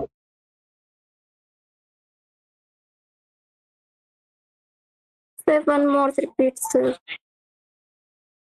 यहाँ पर आप देखो कोड में क्या हो रहा है कि आपका चीजें अगर सही, वही सेम पिछले वाला कोड है, और जैसे अगर चीजें सही होंगी तो आपका कार्ड यहाँ पे आएंगे, फिर करेक्ट कार्ड जिस कार्ड को आप खोज रहे हो, करेक्ट कार्ड सपोज दैट आप खोज रहे हो वॉइस कार्ड, या आप कोई वर्ड डेटा सेट है उसमें आप खोज रहे हो कि इज का कार्ड खोज रहे हो, तो वो कार्ड आपको मिलेगा। तो यस जैसे ही वो कार्ड मिलेगा वैसे ही आपको क्या करना है कि फाउंड को ट्रू कर देना है, काउंट में 1 जोड़ देना है, और उसमें 10 कार्ड जो है वो करेक्ट कार्ड है, तो आपको पहला कार्ड मिलेगा। जब करेक्ट कार्ड आपको नहीं मिलेगा तब तो ये अपडेट होगा ही नहीं, अगर करेक्ट कार्ड आपका नहीं मिला तब तो फिर से आप वापस नो में जाओगे और फिर से ये चीजें चलती रहेगी। लेकिन जैसे ही आपको करेक्ट कार्ड मिलेगा, जो आपका पहला कार्ड होगा, तो वो करेक्ट कार्ड मिलते आप यस में इधर आओगे और फाउंड को आप ट्रू कर दोगे और काउंट में +1 कर दोगे, तो फाउंड आपका ट्रू हो गया, काउंट 1 हो गया, और फिर आप यहाँ से जो है वापस इधर आओगे तो यहाँ पे देखोगे अनदर कार्ड तो है, लेकिन नॉट फाउंड क्या हो गया आपका, नॉट फाउंड आपका फॉल्स हो जाएगा, क्योंकि फाउंड आपका ट्रू हो गया है और नॉट फाउंड फॉल्स हो गया। तो फॉल्स होते ही आप नो की तरफ आओगे और प्रोसीजर खत्म हो जाएगा, स्टॉप हो जाएगा। तो यहाँ पर मतलब आपका फाउंड एक बार ट्रू हो सकता है और काउंट आपका +1 होगा, दूसरी बार ये एग्जिट कर जाएगा क्योंकि नॉट फाउंड आपका फॉल्स हो रहा है। तो जैसे पिछले वाला कोड में फॉल्स काउंट एक ही बार अपडेट हुआ था, वैसे यहाँ पे काउंट एक ही बार अपडेट होगा, +1 होकर के कोड एग्जिट हो जाएगा। क्लियर नहीं है समझ में।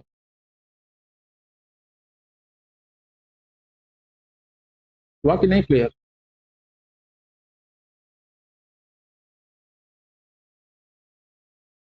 खुशी और घनश्याम 2 ही बचे हैं, बाकी सब कहाँ चले गए। ठीक है, खुशी समझ में आया कि नहीं आया।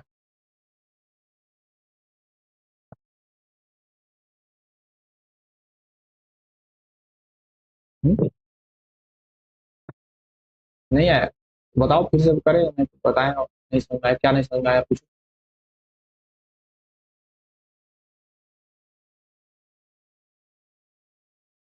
हेलो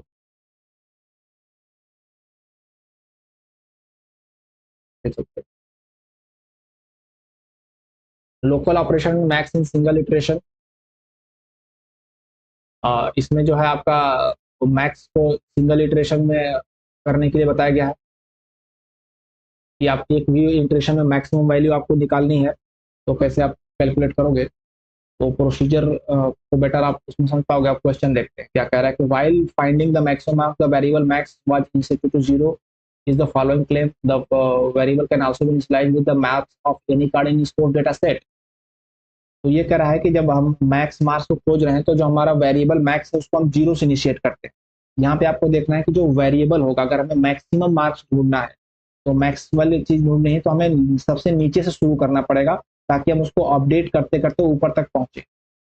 और अगर हमें मिनिमम ढूंढना है तो हमें ऊपर से शुरू करना पड़ेगा ताकि हम उसको अपडेट करते करते नीचे तक पहुंचे। तो चूंकि हम इटरेशन करेंगे, एक एक कार्ड को चेक करेंगे, एक एक डेटा को चेक करेंगे, तो हमें मैक्सिमम ढूंढना है तो हमें जो शुरू करना पड़ेगा वो सबसे नीचे से शुरू करना पड़ेगा ताकि हम हर कार्ड में जो है हम उसमें मैक्स ढूंढ पाए। तो जो उसमें सबसे ज्यादा मार्क्स होगा वो हमारा लास्ट में अपडेट होकर मैक्स हो जाएगा। अगर मान लेते हैं मैक्सिमम मार्क्स ढूंढ रहे हैं और हमने स्टार्ट ही ऊपर से किया, ऊपर से कहने का मतलब हमने मान लेते हैं 70 नंबर से स्टार्ट किया या 80 या 100 से स्टार्ट किया, तो 100 से ऊपर तक किसी का मार्क्स जाएगा ही नहीं। सबसे मैक्सिमम मार्क्स 100 है तो हमारा कार्ड में अपडेट ही नहीं होगा। अगर 70 मार्क्स मैक्सिमम है तो हम अपडेट ही नहीं कर पाएंगे। या अगर हमने 70 से स्टार्ट किया और हमारे सारे स्टूडेंट में सबसे मैक्सिमम मार्क्स 69 है तो अपडेट ही नहीं होगा 69, क्योंकि हमने स्टार्ट ही 70 से किया है। इसलिए अगर मैक्स ढूंढना है तो हमें 0 से शुरू करना होगा, और अगर मिनिमम ढूंढना है तो हमें ऊपर से स्टार्ट करना होगा, जो कि होगा 100 या 100-01 हो सकता है। तो वही कह रहा है कि मैक्स को उसने 0 से स्टार्ट किया। क्या मैक्स को हम किसी स्कोर के कार्ड का जो डेटा है, नंबर है, स्कोर से स्टार्ट कर सकते हैं? तो हाँ, कर सकते हैं। मान लेते हैं किसी स्टूडेंट का मार्क्स 55 है तो हमने मैक्स को 55 से स्टार्ट कर दिया। अब 55 तो हमारा मैक्सिमम है ही, अगर इससे ज्यादा मिलेगा तो हम अपडेट करेंगे, अदरवाइज 55 हमारा रहेगा। तो हम इससे भी कर सकते हैं। कह रहा है कि इंटरमीडिएट स्टेज में अगर मैक्स की जो स्टोर होगा वो क्या होगा कि वहां तक। कोई कुछ पूछ रहा है? कोई चैट में कुछ लिखा? ओके सर, यस, ठीक है। चैट में आप लिख रहे हो तो मैं देख नहीं पा रहा। ठीक है, तो ये क्वेश्चन जहां पे आपको फंसे हैं तो आप पूछ सकते हो। Local operation and max in single iteration part 2। तो इसमें क्या था, सिंगल इटरेशन में अलग अलग चीज को 2 भाग में करके बताया था। इसमें कुछ कंडीशन उसमें लगाए थे सिंगल इटरेशन में, और इसमें सेकंड में 2 कंडीशन लगा दिया होगा, वर्ड काउंट एंड सेंटेंस। तो सिंपल चीजें हैं। आप क्वेश्चन को देखो, क्वेश्चन सॉल्व करो, उसमें ऐसा कुछ लॉजिक नहीं जो आपको बहुत परेशान करेगा। सिंपल बात है, कंप्यूटेशनल थिंकिंग। आप क्वेश्चन को समझो और क्वेश्चन को कैसे अप्रोच करना है ये देखो बस। जैसे इसमें क्वेश्चन कर रहा है, suppose we wish to find the shortest sentence in the paragraph words data set. We decide to use 2 variables, min and count, that keep track of the length of the shortest sentence seen so far and the length of the current sentence respectively. तो अभी हमने यहाँ पर 2 चीजें बनाया, min और count। तो ये क्या करेगा, तो जब भी हम इटरेशन करेंगे वर्ड्स डेटा सेट में और हमें मिनिमम शॉर्टेस्ट सेंटेंस ढूंढना है, सबसे छोटा सेंटेंस कैसे है, कैसा छोटा सेंटेंस का मतलब जिसमें सबसे कम नंबर ऑफ वर्ड्स हो या लेटर हो, वो चीज हो गया। तो हम जानते हैं कि हमारा जो वर्ड्स डेटा सेट है उसमें काउंट ऑफ लेटर है, 3 लेटर का है, 4 लेटर का लिखा गया है। तो हम क्या करेंगे, जब हम उठाएंगे और हम कब तक ये करेंगे, जब तक कि हमें फुल स्टॉप नहीं मिल जाता, क्योंकि फुल स्टॉप का मतलब एक सेंटेंस खत्म हो गया। तो हमारा जो करंट सेंटेंस चल रहा है उसकी काउंटिंग को स्टोर करने के लिए है काउंट। तो काउंट में हम स्टोर करते जाएंगे, नहीं काउंट में स्टोर नहीं करेंगे हम, काउंट में तो हाँ ठीक है, काउंट में कर मान लेते हैं। काउंट में हम स्टोर करेंगे कि जोड़ते जाएंगे 3 + 4 जितने भी लेटर काउंट मिल रहे हैं, और जितना मिलेगा मान लेते हैं 10 मिला। फिर हम कंपेयर करेंगे मिनिमम, मिनिमम से कि क्या एक कम है या ज्यादा है।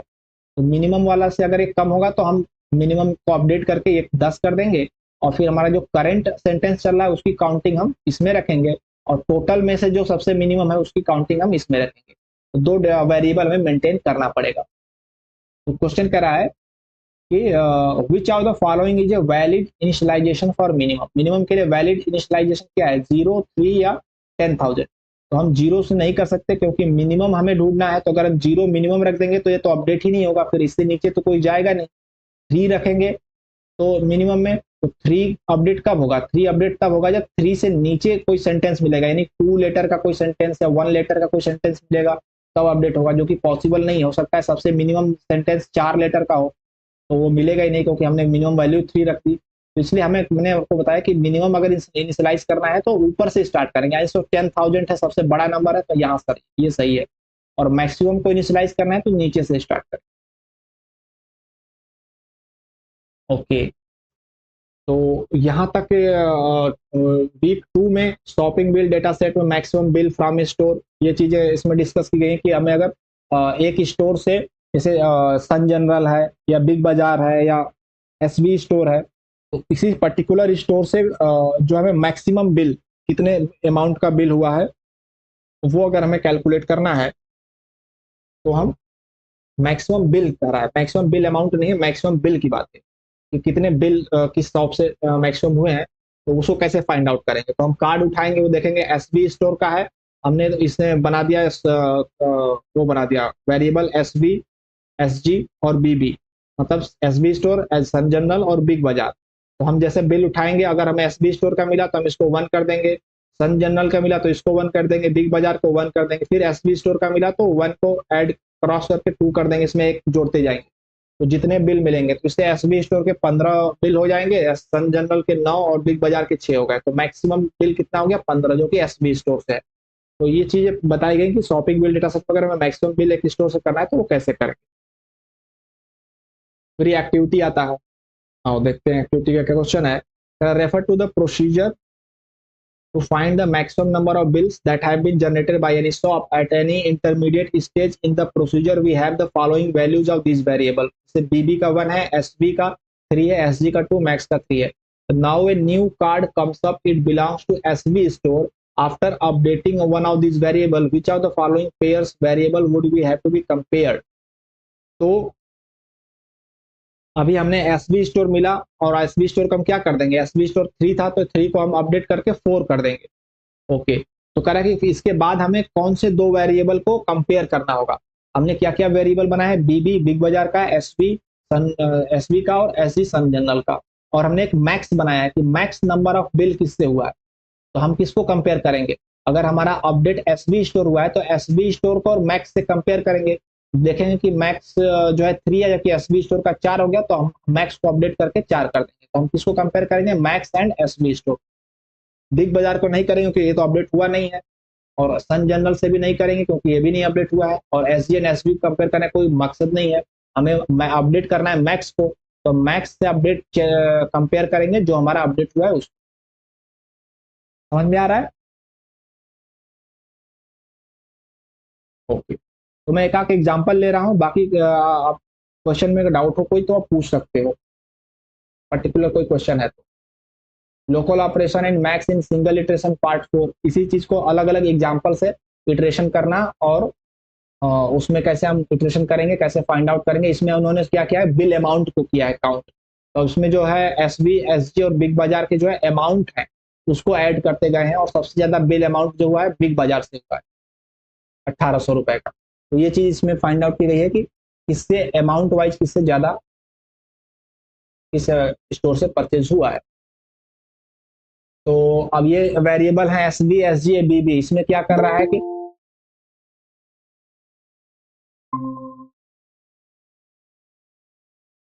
शोएब आप लेट हो गए।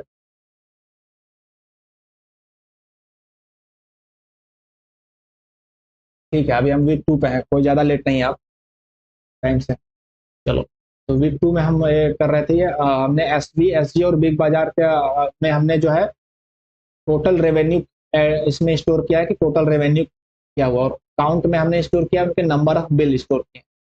तो हमें अगर निकालना है, following expression give the average revenue generated by all shop, सभी शॉप से एवरेज रेवेन्यू कितना जनरेट हुआ है, उसके लिए हम क्या करेंगे, सबका टोटल अमाउंट ऑफ बिल और डिवाइडेड बाय सबका टोटल काउंट कर देंगे, तो एवरेज आ जाएगा सबका। तो स्वयं मैंने ये बताया कि सिटी में जो है कॉन्सेप्ट बहुत ज़्यादा नहीं है, सिंपल सिंपल कॉन्सेप्ट है, थ्योरी कोई बहुत ज़्यादा नहीं है, कोई फार्मूला बहुत ज़्यादा नहीं है। तो इसमें आपका मेन है प्रैक्टिस क्वेश्चन की। तो अगर आपको कोई क्वेश्चन जीए, पीए, कहीं कोई क्वेश्चन पेपर है, कोई भी क्वेश्चन फंसा हो, नहीं समझ में आया हो, आप पूछ सकते हो, शेयर कर सकते हो, हम डिस्कस कर सकते हो। तो थ्योरी वाइज कोई ज़्यादा सर। वो पॉइंट है नहीं, तो थोड़ा थोड़ा करके और एक्टिविटी कुछ क्वेश्चन ले रहे हैं, अदरवाइज आप कोई डायरेक्ट क्वेश्चन भी पूछ सकते हो, पर्टिकुलर क्वेश्चन। ओके, फिर आते हैं वीक 3 पे, presentation of A data set in the form of A table.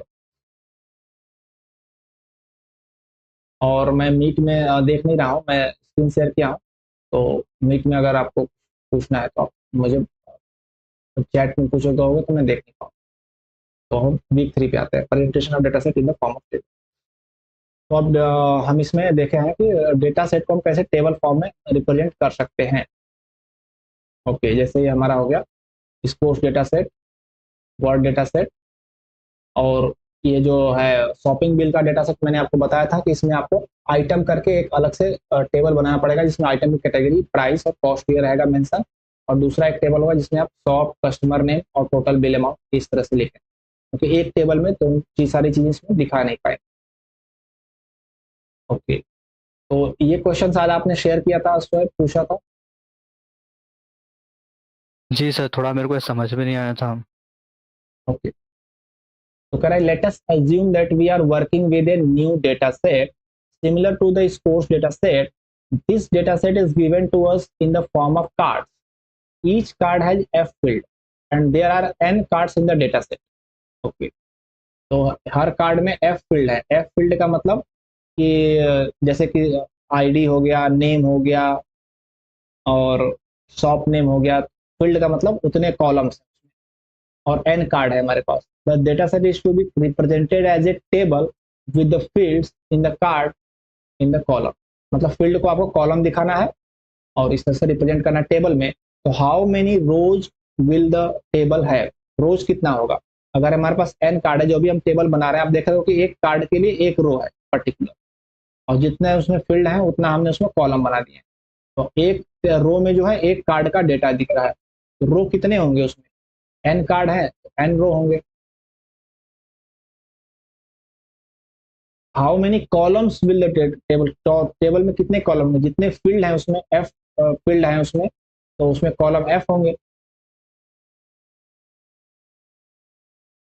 How many cells the table है, सेल कितने होंगे, मतलब जो एक ब्लॉक हो गया एक सेल हो गया, तो n रोज हैं और f कॉलम है, तो n इंटू f सेल होंगे। तो इसमें क्या नहीं समझ में आया। फिर कह रहा है कि डेटा एंट्री ऑपरेटर अगर t सेकेंड लेता है एक सेल के लिए, तो टोटल कितना टाइम लगेगा। तो n इंटू f सेल है तो n into f into t second लगेगा। इसमें समझने वाली क्या बात है, आप बताओ कि ना समझ नहीं समझ।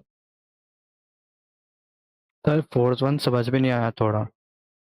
फोर्थ वन में क्या है बाबा, ये कह रहा है कि if a data entry operator takes t seconds to enter the information in one cell, एक सेल का इंफॉर्मेशन को उसको इंटर करने में t सेकेंड लग रहा है, तो कंप्लीट टेबल को क्या हो, कंप्लीट टेबल में कितने सेल है, n इंटू f, तो उसमें t से मल्टीप्लाई कर दो, तो सिंपल। Okay sir.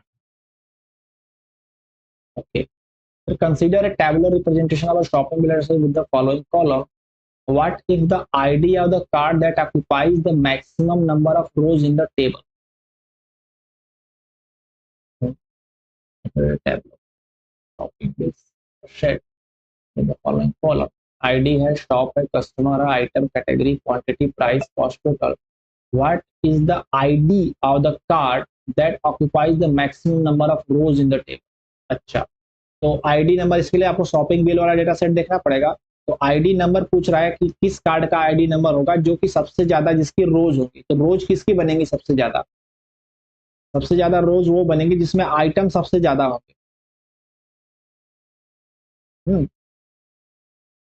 आइटम जिसके सबसे ज्यादा होंगे, तो इसके लिए आपको शॉपिंग बिल वाला डेटा सेट देखना पड़ेगा। शॉपिंग बिल का डेटा सेट इसमें है नहीं। शॉपिंग बिल वाले में आप देखोगे तो जिसमें जो है सबसे ज्यादा रो होंगे, जिसके सबसे ज्यादा इसमें आइटम, नंबर 3 आईडी का है, इसका मतलब उसमें सबसे ज्यादा items. Assume that each card in the shop, item wise होगा कि आइटम वाइज ही होगा। Assume that the each card in the shopping bill data set is represented using the following pair of table. Okay, ID, shop, customer, total, फिर item category है। Can any of the column from either table be removed without losing information. क्या इसमें से हम कोई ऐसा column है जिसको हटा सकते हैं कि इंफॉर्मेशन हमारा लूज ना हो। तो हम टोटल नंबर हटा सकते हैं, क्योंकि यहाँ पर हम जब दूसरा उसमें लिख रहे हैं उसी आईडी से item category, quantity, price, cost. तो ये जो कॉस्ट हम टोटल लिख रहे हैं सबका कॉस्ट इसमें आ रहा है, इंक्लूड हो रहा है, तो इसको जो टोटल होगा वही यहाँ पे आएगा। तो हमारा अगर हम टोटल वाला कॉलम हटा देते हैं तो भी हमें टोटल यहाँ से पता चल जाएगा कि कॉस्ट वाले कॉलम को अगर हम ऐड करेंगे पर्टिकुलर आईडी के तो हमें टोटल कॉस्ट इसकी पता चल जाएगी, टोटल बिल कितने का है।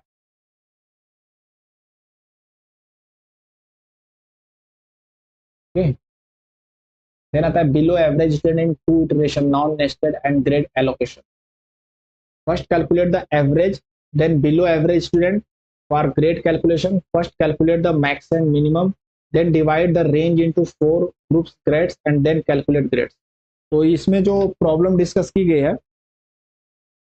वो अगर आपने लेक्चर देखा है या समरी देखा है तो बताओ स्वयं क्या इसमें डिस्कस किया गया।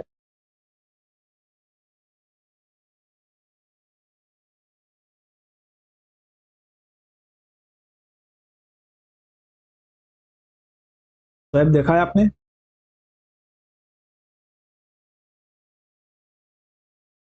Hello. Yes sir.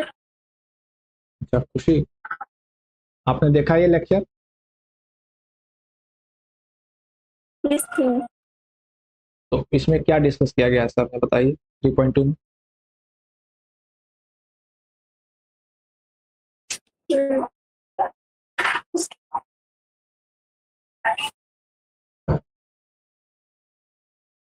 Sir sudoku का एक्सप्लेनेशन है डिटेल में। इसमें वो ग्रेड एलोकेशन वाला जो प्रॉब्लम था वो सर ने शायद डिस्कस किया, जहाँ तक मैं रिकॉल कर पा रहा हूँ कि कैसे ग्रेड देना, अगर मान लेते हैं A B C D 4 grade है तो कैसे देना है। तो इसमें लिखा कि first calculate the maximum and minimum marks, then divide the range into 4 groups and then calculate grade. मतलब जैसे हम करते हैं कि 80 to 90 को हमारे 100 को ए ग्रेड दे दो, ऐसा नहीं बोला है। तो बोला है कि मैक्सिमम एंड मिनिमम डिसाइड कर लो, फिर उसको 4 पार्ट में डिवाइड करके ग्रेड, इस तरह की कैलकुलेशन। ओके, तो इससे रिलेटेड आइए क्वेश्चन देखते हैं। In this course data set, we had 15 students who had scored below the class average in a group of 30 students.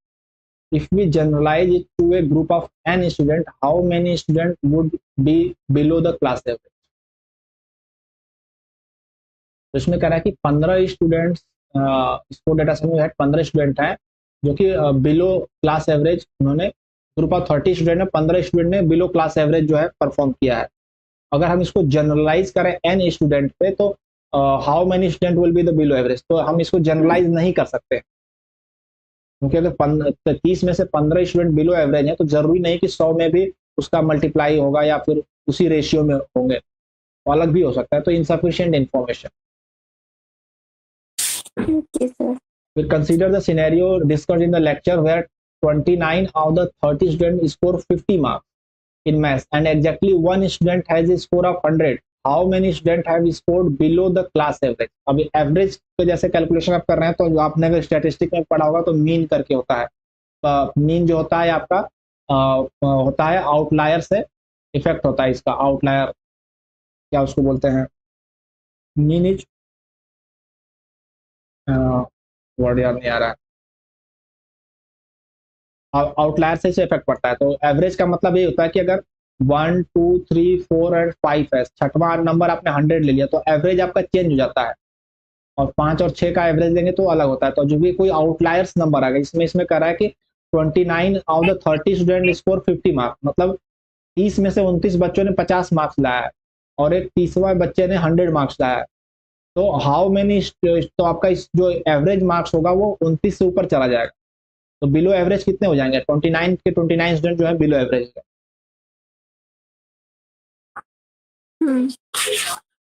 We assume that we have computed the average math marks and stored it in a variable called average. Consider the following pseudocode. Okay, count 0 है while pile 1 has more cards. Pick a card X from pile 1, move X to pile 2. If gender is equal to female and average is below X math है, then count is equal to count plus 1. At the end of the equation of the above pseudocode, what does the variable count store? Count क्या store करेगा? Count वही store करेगा जो हम चीजें check कर रहे हैं कि जेंडर जो फीमेल है उसका एवरेज मार्क्स जो है मैथ के एवरेज मार्क्स से कम है। isn't a girls who have scored above average in the math.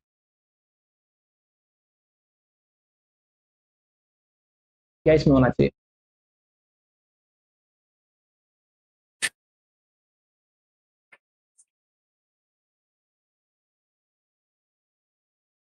Sir no idea. अब इसमें होना चाहिए ना कि इसमें पाइल वन होगा pick a card x from pile one, move x to pile two if X gender female है, पहले तो फीमेल होना चाहिए, एंड उसका एवरेज मार्क्स जो है कह रहा है ना कि assume that we have computed the average math marks and store in a variable called average। मतलब मैथ मार्क का जो एवरेज मार्क है वो हमने एवरेज में स्टोर कर दिया है। एवरेज जो वेरिएबल उसमें हमारा मैथ का एवरेज मार्क्स है, और हमने जो कार्ड उठाया है उसका मैथ मार्क्स अगर जो है एवरेज से ज्यादा है तो हम काउंट को 1+1 कर रहे हैं। तो काउंट हमारा क्या बताया कि number of girls who have scored above average in math, क्योंकि एक्स का जो मैथ है यानी कि जो कार्ड हम उठाए वो फीमेल होना चाहिए और उसका मैथ का मार्क्स एवरेज से ज्यादा होना चाहिए। तो अगर एबव है मैथ मार्क्स का और गर्ल्स है तो वही बताएगा, काउंट को हम +1 कर रहे हैं। तो काउंट हमारा तब +1 तभी हो रहा है जब उसका फीमेल है और उसका एवरेज ज्यादा है। तो काउंट हमें बताएगा कि number of female student who have scored जिसका मैथ का मार्क जो है एवरेज से ज्यादा, above average in the math. Clear हुआ? Yes sir. अगला देखो, let a count represent a variable to count the variable of number of students who have obtained A grade. The range for A grade is 84 to 97. If X represent a card, which of the following code blocks check if the card belongs to this range and increments count A count? तो पूछ रहा है कि अगर हमने card उठाया है तो कौन सा ये ब्लॉक चेक होगा और हम A काउंट को इंक्रीमेंट करें। तो पहले में करा कि अगर उसका मैथ मार्क्स 84 के बराबर या उससे ज्यादा है एंड मैथ मार्क्स 97 के बराबर या उससे कम है तो हम ए काउंट को इंक्रीमेंट करेंगे। तो ए काउंट कब इंक्रीमेंट होगा? जबकि वो ए ग्रेड पाएगा। ए ग्रेड कब पाएगा? जब 84 से 97 के बीच में मार्क्स होगा, जो कि ये चेक कर रहा है कि 84 से ज्यादा होना चाहिए 97, तो ए काउंट इंक्रीमेंट, तो ये सही हो गया। दूसरे में क्या कर रहा है कि 83 से ग्रेटर होना चाहिए, ये तो सही है, 83 से ग्रेटर यानी 84 होना चाहिए, लेकिन मैथ में क्या कर रहा है कि 98 से ग्रेटर होना चाहिए। 98 से ग्रेटर नहीं, मैथ में चाहिए हमें 98 से बिलो, 98 से बिलो चाहिए, 97 तक चाहिए, तो 98 से बिलो होना चाहिए था। एक ग्रेटर लगाया है इसका मतलब गलत है। इसमें इक्वल टू लगाया है साइन, ये भी गलत है, और इसमें भी उल्टा कर दिया, 84 से लेस देन कर दिया और 97 से ग्रेटर कर दिया, तो ये उल्टा हो गया। ओके, इस तरह के क्वेश्चन अगर आप नहीं समझ पूछ सकते हो। नेक्स्ट में क्या है कि hypothesis is short words have high frequency whereas long words have low frequency. इस लेक्चर में सर ने ऐसे 4 कॉलम बना करके 4 सेट बना करके ये चेक करने की कोशिश की है short word and long word. तो एवरेज लेटर काउंट 6, तो 6 से ऊपर जो वर्ड है उनको सर ने काउंट किया है, 6 से ऊपर लॉन्ग वर्ड, और जो 6 से बिलो है उनको शॉर्ट वर्ड, और उनकी काउंटिंग को ऐसे लिखा है, 4 भाग में किया है। लॉन्ग ऊपर हो गया, शॉर्ट नीचे हो गया, और उसकी फ्रीक्वेंसी एक साइड में हाई है एक में कम है, तो नंबर ऑफ रिपीटेशन नीचे लॉन्ग है और ऊपर शॉर्ट है। तो इसमें जो है फ्रीक्वेंसी हाई और लो है, तो इस हिसाब से लिखा है कि किसकी फ्रीक्वेंसी ज़्यादा है। तो जो है ये लॉ सैटरडे थॉट ये सब वर्ड्स हैं, वेद नायगम ये सब 23 बार आए हैं, तो किसकी फ्रीक्वेंसी ज़्यादा है, कौन ज़्यादा बार आया है और कौन कम बार आया है, लॉन्ग वर्ड या शॉर्ट वर्ड, ये चीज़ें इसमें कैलकुलेट की गई हैं। क्वेश्चन पे आते हैं, कह रहा है कि select all statement that form A part of the hypothesis that were discussed in the lecture multiple. तो हाइपोथेसिस क्या होता है? हाइपोथेसिस वो चीज़ होता है कि हमने कोई कल्पना किया, कोई इमेजिन किया कि ये चीज़ होगी, और फिर उसको हम चेक किए कि है या नहीं। तो इसमें कल्पना किया गया था कि high frequency words are short, मतलब जिस की फ्रीक्वेंसी ज़्यादा है वो शॉर्ट वर्ड होगा, मतलब शॉर्ट वर्ड की फ्रीक्वेंसी ज़्यादा है, ये क्या गया था। और high low frequency words are long, मतलब जिसकी फ्रीक्वेंसी कम है वो लॉन्ग होंगे। तो ये हमारी हाइपोथेसिस था, इसको हमने टेस्ट किया था। Okay, yes sir. फिर कह रहा है कि what percentage of the high frequency words confirm the hypothesis that high frequency words are short. तो अब ये पूछ रहा है कि परसेंटेज क्या है हाई फ्रीक्वेंसी वर्ड्स का, जो कि हमारे हाइपोथेसिस को सही साबित करते हैं। वो हाइपोथेसिस क्या है कि हाई फ्रीक्वेंसी वर्ड शॉर्ट होते हैं। तो हाई फ्रीक्वेंसी वर्ड और शॉर्ट में कितना आया है 60, और टोटल कितना हो गया, टोटल आप जोड़ दो तो 18 + 2 20 हो गया, और 60 20 और 20 100 हो गया। तो 100 में 60 वर्ड है जो what percentage of high frequency words confirm the hypothesis. तो 60% जो है वो हाई फ्रीक्वेंसी वर्ड्स जो है ये कर रहे हैं कि शॉर्ट में है। लेकिन हमें ये नहीं पूछ रहा है, हमें पूछ रहा है कि what percentage of high frequency words, मतलब हाई फ्रीक्वेंसी वर्ड्स का कितना परसेंट वर्ड है जो हमारे हाइपोथेसिस को सही साबित कर रहे हैं। तो हाई फ्रीक्वेंसी टोटल कितने हैं, हाई फ्रीक्वेंसी शॉर्ट है 60 और लॉन्ग है 20, यानी कि हाई फ्रीक्वेंसी वाले वर्ड है टोटल 80 में से 60 ऐसे हैं जो कि हमारे हाइपोथेसिस को सही साबित कर रहे हैं। तो what percentage of high frequency word, तो 60 वर्ड जो है सही कर रहे हैं, टोटल 80 है इंटू 100। तो आप ऐसे निकाल लो इसको,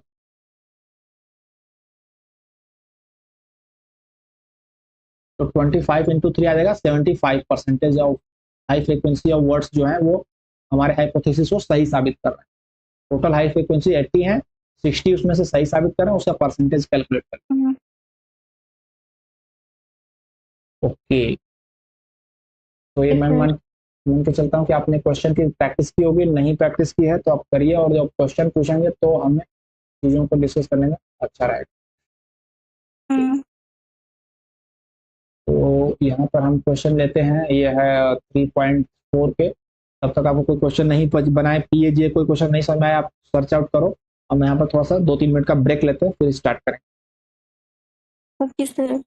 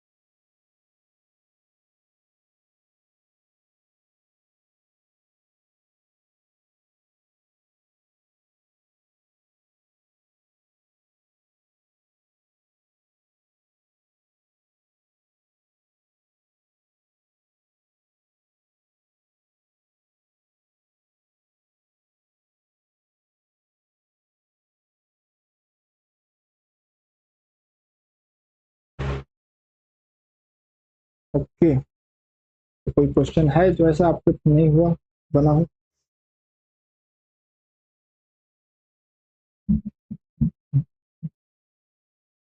तो वाईफाई कनेक्शन चला गया। ओके, वाईफाई कनेक्शन फोन से आ जाओ, ज्वाइन विद फोन।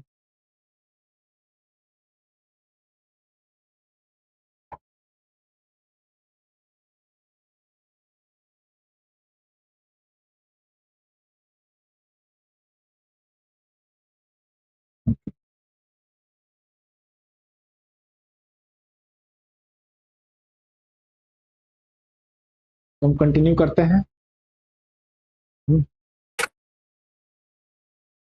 यहाँ पे क्या है, ABC are 3 candidate who have obtained the 3 prizes, which are the following statement are true, it is a multiple select question, all 3 are girls at least one. तो यहाँ पे जो सर ने प्रॉब्लम डिस्कस किया था इसमें लेक्चर में वो किया था कि हमको टॉपर 3 सेलेक्ट करना है। तो टॉपर 3 के लिए 2-3 कंडीशन बताई थी कि या तो पहले तो उसका जो है टॉपर में उसका नाम होना चाहिए, सबसे हाईएस्ट मार्क्स होना चाहिए, टॉपर हो गए 1, 2, 3। और दूसरा का लिखा था कि टोटल में टॉप होना चाहिए और एक सब्जेक्ट में भी टॉप होना चाहिए, या तो फिजिक्स में या मैथ में या फिर केमिस्ट्री में वो टॉप होना चाहिए। और तीसरा कंडीशन था या तो वो एक कम से कम बॉय और एक गर्ल होना चाहिए, मतलब 3 में से एक गर्ल या एक बॉय होना चाहिए, 2 गर्ल 1 बॉय हो सकता है या 2 बॉय 1 गर्ल चल सकता है, मतलब दोनों जेंडर को एकोमोडेट करना था। तो वही कह रहा है कि at least one of boy and them in one of them is a boy, each one of them should have some come within the top 3 scorer in at least one subject. एक subject में भी top होना चाहिए और total में भी top होना चाहिए और एक बॉय या गर्ल। तो ये कैटेगरी के अनुसार से हमें उससे 3 टॉपर सेलेक्ट करने थे। तो अब इसे करके पर्टिकुलर ऐसा कोई क्वेश्चन आएगा नहीं। अब क्वेश्चन का स्ट्रक्चर अलग होता है, क्वेश्चन आप देखोगे तो ये लेक्चर से रिलेटेड क्वेश्चन है या एक्टिविटी का, बट एग्जाम में इस तरह का नहीं आएगा, एग्जाम में कोड के हिसाब से क्वेश्चन आएगा। तो इसमें करा कि we have a student who have topped both math and physics, will this student get a prize. अगर एक स्टूडेंट है जो मैथ में भी टॉप किया और फिजिक्स में भी टॉप किया, तो क्या ये इसका चांस है कि प्राइज मिल जाए? तो she has a good chance of getting a prize. तो गुड चांस है क्योंकि मैथ में भी टॉपर है, फिजिक्स में एक सब्जेक्ट में तो टॉपर हमें चाहिए, टोटल में टॉप चाहिए, तो टोटल में अगर टॉप होगा और वो गर्ल है तो उसका चांस है कि वो मिल सकता है।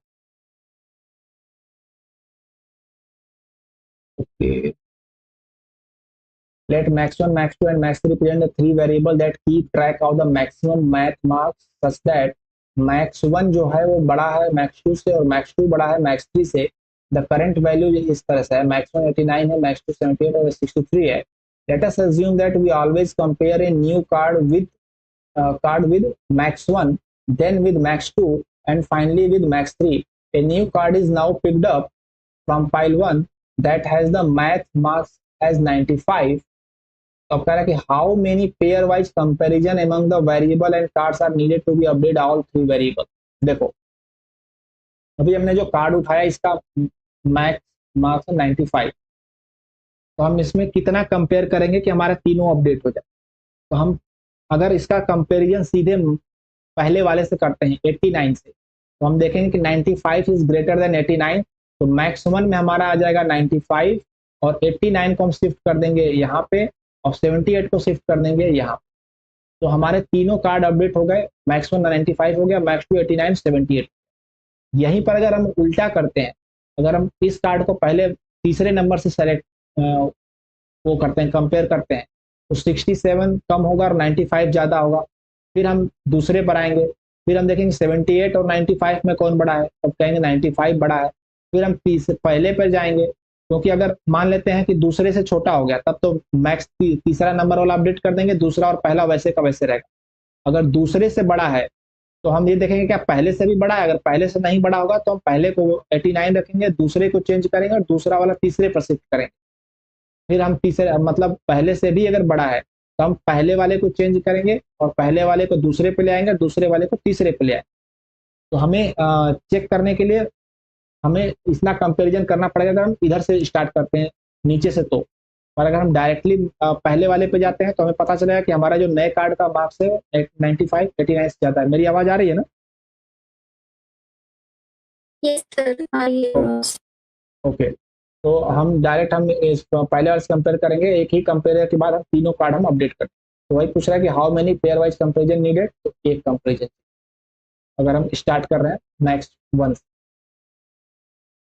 What will be the value of max 1 plus max 2 plus max 3 after the update? तो हम अपडेट कर देंगे, इसको नंबर को जोड़ दो, वही इसका वैल्यू हो जाएगा। टोटल पूछ रहा है after making the update another card comes up with 50 as the math mark। तो इसका हमने अपडेट कर दिया, अब इसका हमने कार्ड उठाया तो 50 मार्क्स है। How many pairwise comparison are needed to update all 3 variable? Note that each pair consist of a card and one of the 3 variable. Okay, तो अब कह रहा है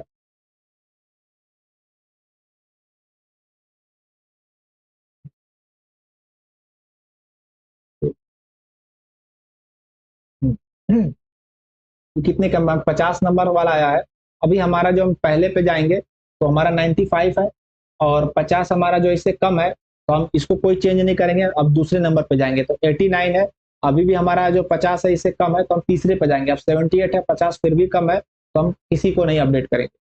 तो हमने 3 कंपैरिजन किए यहाँ पे, पहले से भी किया, दूसरे से भी, तीसरे। तो वही कह रहा है कितने कंपैरिजन करना पड़ेगा, 3 कंपैरिजन करना। तो इस तरह के क्वेश्चन आएंगे। और अब यहाँ पर देखो कह रहा है कि how many pairwise comparison among the variable and cards are needed to update all the variables, no that each pair consist of. अरे तो वही क्वेश्चन। अच्छा नहीं, यहाँ पर क्वेश्चन को घुमा दिया है।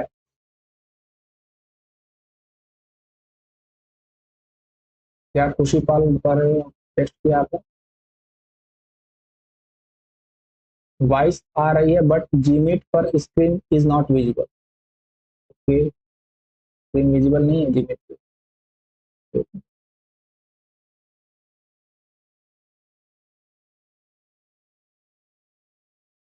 स्क्रीन विजिबल नहीं है सिर्फ दिख रही है इससे। और अब ये सिर्फ दिख रही है। हाँ, तो इसमें क्या किया है comparison. Repeat all parts of the previous question by changing the order of comparison with the 3 variable. पहले मैक्स 3 से, फिर मैक्स 2 से, फिर मैक्स 1 से। वही मैं कह रहा कि अगर 95 मार्क्स वाला कार्ड आता है और हम रिवर्स ऑर्डर में कंपैरिजन करते हैं, तो हमें 3 कंपैरिजन का पड़ेगा। मैक्स 3 के पास जाएंगे तो इससे ज्यादा है, फिर मैक्स 2 के पास जाएंगे उससे भी ज्यादा है, तो फिर मैक्स 1 के पास जाएंगे और इससे भी ज्यादा है, तब हम तीनों को अपडेट करेंगे। तो ऑर्डर को रिवर्स करने से हमारा जो है चीजें उल्टा हो जाए और फिर भी वैल्यू वही आएगी अपडेट होने के बाद। तो ये सब चीजें थी। Introduction to procedure and parameter. 3.5 में हमें प्रोसीजर और पैरामीटर के बारे में सर ने बात किया है। तो प्रोसीजर क्या होता है? प्रोसीजर के बारे में बताते समय क्या कि हम जब से जो लंबा लंबा हम कर रहे हैं प्रोसीजर कैलकुलेशन कर रहे हैं, जैसे हमें काउंट करना है कि बॉयज का मैथ मार्क्स कैलकुलेट करना है और मैक्सिमम मैथ मार्क्स कैलकुलेट करना है बॉयज का और गर्ल्स का, तो हम कर सकते हैं कि इसको हम कोई कॉन्ट्रैक्ट बेसिस पे भी काम दे सकते हैं। जैसे हमने एक पर्सन है जो कि हमें, जिसको हमने कुछ डेटा दे दिया और वो बता दे कि हमारा मैक्सिमम मार्क्स कितना है, तो उसको हम कुछ डेटा दे देंगे, कुछ उसको इंफॉर्मेशन दे देंगे और उससे हम आउटपुट चाहते हैं कि ये चीज हमें बता दे। तो इस तरह का जो भी कॉन्ट्रैक्ट बेसिस पे काम होता है, या फिर अगर हम कोड की भाषा में बोले तो जो भी हमारा मेन कोड होता है, इसके अलावा एक छोटा सा कोड लिखा होता है साइड में, जो कि एक पर्टिकुलर काम को चेक करके बताता है, हमें आउटपुट देता है, तो इसको हम प्रोसीजर कहते हैं। तो अगर कोई छोटा सा कोड है उसको हम प्रोसीजर कहते हैं, और उसमें जो हम डेटा उसको एज ए इनपुट देते हैं वो उसको हम पैरामीटर कहते हैं। तो प्रोसीजर और पैरामीटर ये होता है कि हमारे मेन कोड से एक साइड में एक छोटा कोड लिखा होता है, उससे हमें जो आउटपुट मिलेगा फिर उसका हम यूज मेन कोड में करेंगे रिजल्ट में, और हम यहाँ पर कॉल कर देते हैं, प्रोसीजर को कॉल किया जाता है, उसका कोई नाम देते हैं प्रोसीजर का, या एवरेज मार्क्स, या जो भी हमारे प्रोसीजर जो काम कर रहा है उसके काम के हिसाब से उसको एक नाम दे देते हैं, और उस नाम से इसको कॉल करते हैं, उसका इनपुट देते हैं, और उस इनपुट से जो आउटपुट आता है उसके बेस पे हमारा जो मेन कोड आगे फॉरवर्ड चलता है। तो यहाँ पे प्रोसीजर और पैरामीटर के बारे में इंट्रोड्यूस किया गया है। तो मैक्स में इंटीजर आता है और जो वैल्यू होता है वो क्या है कि the logic used by the procedure max to compute the maximum marks pass to it, ये फॉल्स है। तो प्रोसीजर और वेरिएबल आते हैं। अब इनके जो है एक क्वेश्चन देखें, pseudo code for procedure and parameter. तो देखो इसमें क्या है, सूडो कोड स्टार्ट हुआ है, सम इज इक्वल टू 0 हुआ है, more cards in pile 1, yes, then pick a card x from pile 1, move x to pile 2, x gender is equal to male, yes, then उसका हम math में marks add किया और and कर दिया। तो अब ये तो हमारा ये फ्लो चार्ट हो गया। अब कोड में कैसे लिखा है, sum is equal to 0 while pile 1 has more card, pick a card x from pile 1, move x to gender m है, देन मैथ में ऐड कर, ठीक है, एंड इस जेंडर ये फीमेल है, देन मैथ में ऐड किया, ओके ओके। देन यहाँ पर देखो क्या किया है, प्रोसीजर लिखा है, प्रोसीजर सम फिजिक्स और जेन मतलब जेंडर। तो प्रोसीजर में हम लिख रहे हैं फिजिक्स का सम निकालने के लिए और जेंडर का हम दे रहे हैं उसमें इनपुट। इसका प्रोसीजर क्या है, sum is equal to 0 while pile 1 has more card, pick a card x from pile 1, move x to pile 2। पूरा एक कोड की तरह ही आपको दिखेगा, पूरा एक ये आपको क्या इसको बोलते हैं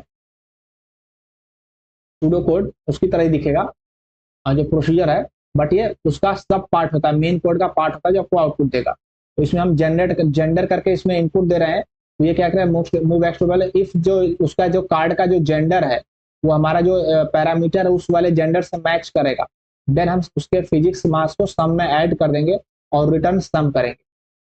खुशी क्या टेक्स्ट कर रही है? सूडो कोड में भी बहुत प्रॉब्लम जाती है। तो सूडो कोड में आपको क्या प्रॉब्लम आती है बताइए, या फिर कोई पर्टिकुलर क्वेश्चन भेजिए तो हम आपको एक्सप्लेन कर पाएंगे। और सर इसमें कोई क्वेश्चन नहीं है, वो मतलब समझ में ही नहीं आता है सूडो कोड एक तरफ से। तो कोई एक पर्टिकुलर क्वेश्चन जिसमें कहना क्या है, देखो अब इसमें क्या कह रहा है कि प्रोसीजर लिखा है सम मैथ, मतलब कि आपको मैथ का सम बता रहा है। जेंडर आपका क्या है कि वो इनपुट है, पैरामीटर है। सम करके एक वेरिएबल जीरो इनिशिएट किया गया है। वाइल आपका कंडीशन बता रहा है कि जब तक वाइल के अंदर एक वाइल लिखा रहेगा, उसके अंदर एक ब्रैकेट बना रहेगा, तो जब तक ये कंडीशन फुलफिल होगी तब तक वाइल लूप चलेगा। यानी कि फाइल 1 हैज मोर कार्ड्स, मतलब जब तक उसमें कार्ड है तब तक ये पूरा ब्लॉक एग्जीक्यूट होगा।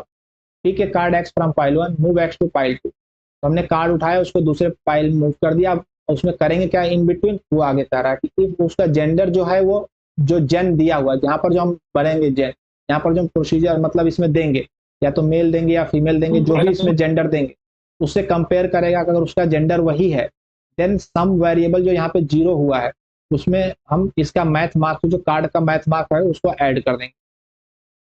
ओके, जिससे मैंने में मेल दिया है तो इसमें सम में क्या होगा, सारे मेल का जो है, लड़कों का जो है मैथ मार्क इसमें ऐड हो जाएगा। अगर हमने इसमें फीमेल दिया है तो फीमेल का मैथ मार्क्स ऐड हो जाएगा। तो जिसमें जो आउटपुट क्या करेगा, प्रोसीजर आपको रिटर्न क्या कर रहा है, यहाँ पर रिटर्न लिखा है, यानी कि आपको रिटर्न क्या करेगा, सम करेगा, यानी रिटर्न में आपको ये वैल्यू दे देगा। तो प्रोसीजर मतलब ये प्रोसीजर फॉलो करेगा जब तक कार्ड है, और फॉलो करके आपको ये वैल्यू रिटर्न में कर देगा, और ये प्रोसीजर फिर एंड हो जाता है।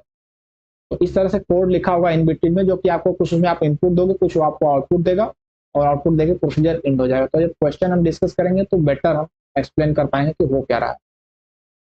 इस पे बेस्ड हम क्वेश्चन नहीं कर पाते ना सर, ये आपने समझाया समझ में तो आ गया हमें। हाँ, तो कोई क्वेश्चन भेजो है तो हम उसको डिस्कस कर लेंगे। तो आपको सर आपके पास से वही करा दीजिए question. Okay, sir thank you. अब यहाँ पर क्या कह रहा है, correct marks for a one subject on A card. अब ये क्वेश्चन जो है प्रॉब्लम है जिसमें हमें एक सब्जेक्ट के किसी मार्क्स को अपडेट करना है। इसमें हमने प्रोसीजर बनाया अपडेट मार्क्स। अपडेट मार्क्स क्या प्रोसीजर का नाम है। इसमें हमने इनपुट दिया, कार्ड आईडी इनपुट दिया, सब्जेक्ट दिया और मार्क्स दिया। मतलब जो पर्टिकुलर कार्ड आईडी है वो हम इनपुट देंगे। मान लेते हैं 4 नंबर का कार्ड आईडी है, जैसे इसमें हैव डेट मार्क्स करके 17 नंबर के कार्ड आईडी में फिजिक्स का जो मार्क्स है उसको 88 अपडेट कर दो। तो जो पुराना मार्क्स होगा उसके यहाँ पर वो 88 मार्क्स अपडेट कर दो। तो ये मार्क्स को अपडेट करने के लिए प्रोसीजर है। अब क्वेश्चन देखते हैं इसके, चलो क्वेश्चन डिस्कस करते हैं। Refer to the procedure sum math discussed at the beginning of the lecture. Which of the following expression calculate the sum of math marks of all students in the data set? It is a multiple select question. तो जो है कौन सा जो है सभी student का math का मार्क्स कैलकुलेट करेगा, sum maths for female and sum maths for male. तो मेल एंड फीमेल दोनों को हम ऐड कर देंगे तो हमारे सारे बच्चों का मैथ्स मार्क्स का ऐड आ जाएगा। सिंपल चीजें हैं। तो इसमें एक्टिविटी बड़ा ही सिंपल क्वेश्चन है। जैसे अब ये देखते हैं, what does the following procedure compute. ये प्रोसीजर क्या कंप्यूट कर रहा है, देखो प्रोसीजर का नाम दिया है मिस्ट्री। मिस्ट्री नाम का प्रोसीजर, नाम से भी नहीं घबराना है। जेन का मतलब जेंडर होगा। हमने काउंट इनिशिएट किया 0, सम इनिशिएट किया 0, while file 1 has more cards, ठीक है, कार्ड एक्स फ्रॉम फाइल 1। ये सब चीजें तो नॉर्मल सब में कॉमन होती है, इसमें कोई घबराने नहीं होती है। मूव एक्स टू फाइल 2, यहाँ तक तो सही है। अब कह रहा है कि अगर जेंडर जो है उसका मैच कर रहा है इस वाले जेन से, तो ये जेन हमने लिखा है इनपुट दिया, उससे अगर उसका जेंडर मैच कर रहा है देन काउंट को काउंट +1 कर दो, सम को सम प्लस फिजिक्स कर दो। मतलब सम में हम क्या कर रहे हैं, फिजिक्स के मार्क्स को ऐड कर रहे हैं, एक्स के फिजिक्स के मार्क्स, और काउंट को हर बार +1 कर रहे हैं। देन रिटर्न क्या करना है, सम डिवाइडेड काउंट कर देना है। तो इसमें क्या होगा, ये क्या आउटपुट देगा, मतलब अगर हमने जेंडर में अगर मेल दिया है मान लेते हैं, तो ये क्या करेगा कि मेल का फिजिक्स का मार्क्स को काउंट में सम में टोटल कर रहा है और काउंट में +1 हो रहा है। तो क्या हो जाएगा, मेल का जो है एवरेज फिजिक्स मार्क्स आ जाएगा। ये एवरेज हो रहा है ना, सम बाय काउंट। अच्छा, यहाँ पर अगर फीमेल देंगे तो फीमेल का एवरेज काउंट आ जाएगा फिजिक्स का। It compute the average physics marks of all student who belongs to the gender gen, जो जेंडर जेन से बिलोंग करेंगे या मेल या फीमेल जो भी होगा उससे उनका ये दे देगा एवरेज।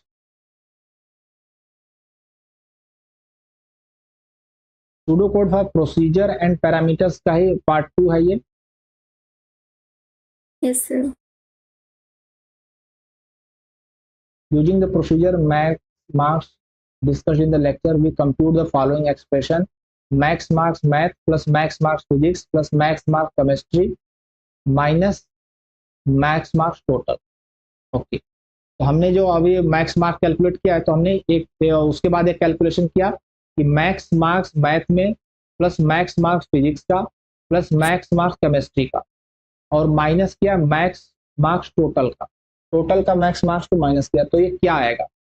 हमने सभी सब्जेक्ट के हाईएस्ट मार्क्स को ऐड कर दिया, मैथ का हाईएस्ट ऐड किया, फिजिक्स का हाईएस्ट ऐड किया और केमिस्ट्री का हाईएस्ट को ऐड करके, और हमने इसमें से माइनस किया टोटल जो हाईएस्ट हो रहा है, तो हमें क्या मिलेगा। तो देखो जब हम मैथ का हाईएस्ट, फिजिक्स का हाईएस्ट, केमिस्ट्री का हाईएस्ट ऐड करेंगे तो ये हो सकता है कि हमारे टोटल के बराबर हो या इससे ज़्यादा हो, क्योंकि जिस जब टोटल हमारा टोटल का जो मैक्स होगा उस वो पर्सन जरूरी नहीं कि उसका सारे तीनों में ज़्यादा ही हो, तो ये इसके सबका मैक्स मार्क्स लेकर हम ऐड करेंगे तो ये तो टोटल के या तो बराबर आ जाएगा या तो उससे ज़्यादा।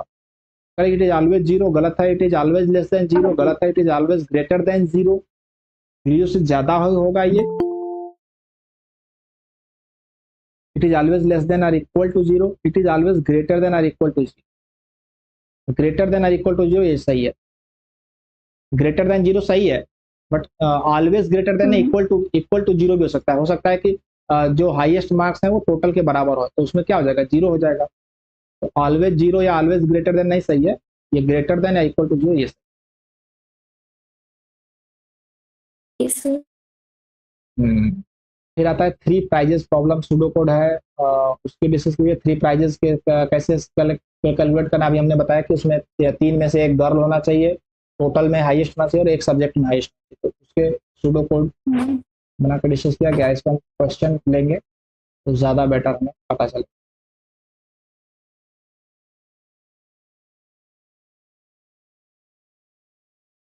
Boundary condition, what if all prize winners are of the same gender, what if all prize winner are of the same gender, same gender के होंगे तो हम उसको एक्सेप्ट नहीं करेंगे, हमें एक बॉय या एक गर्ल कम से कम चाहिए अपोजिट जेंडर का, तो हम फिर से उसको इटरेशन करेंगे। Exclude the third prize winner and repeat the process. How many times? This will get prize winners at least one of boy and one girls. ऐसा तो questions है, मतलब इस तरह। You can consider the following code block.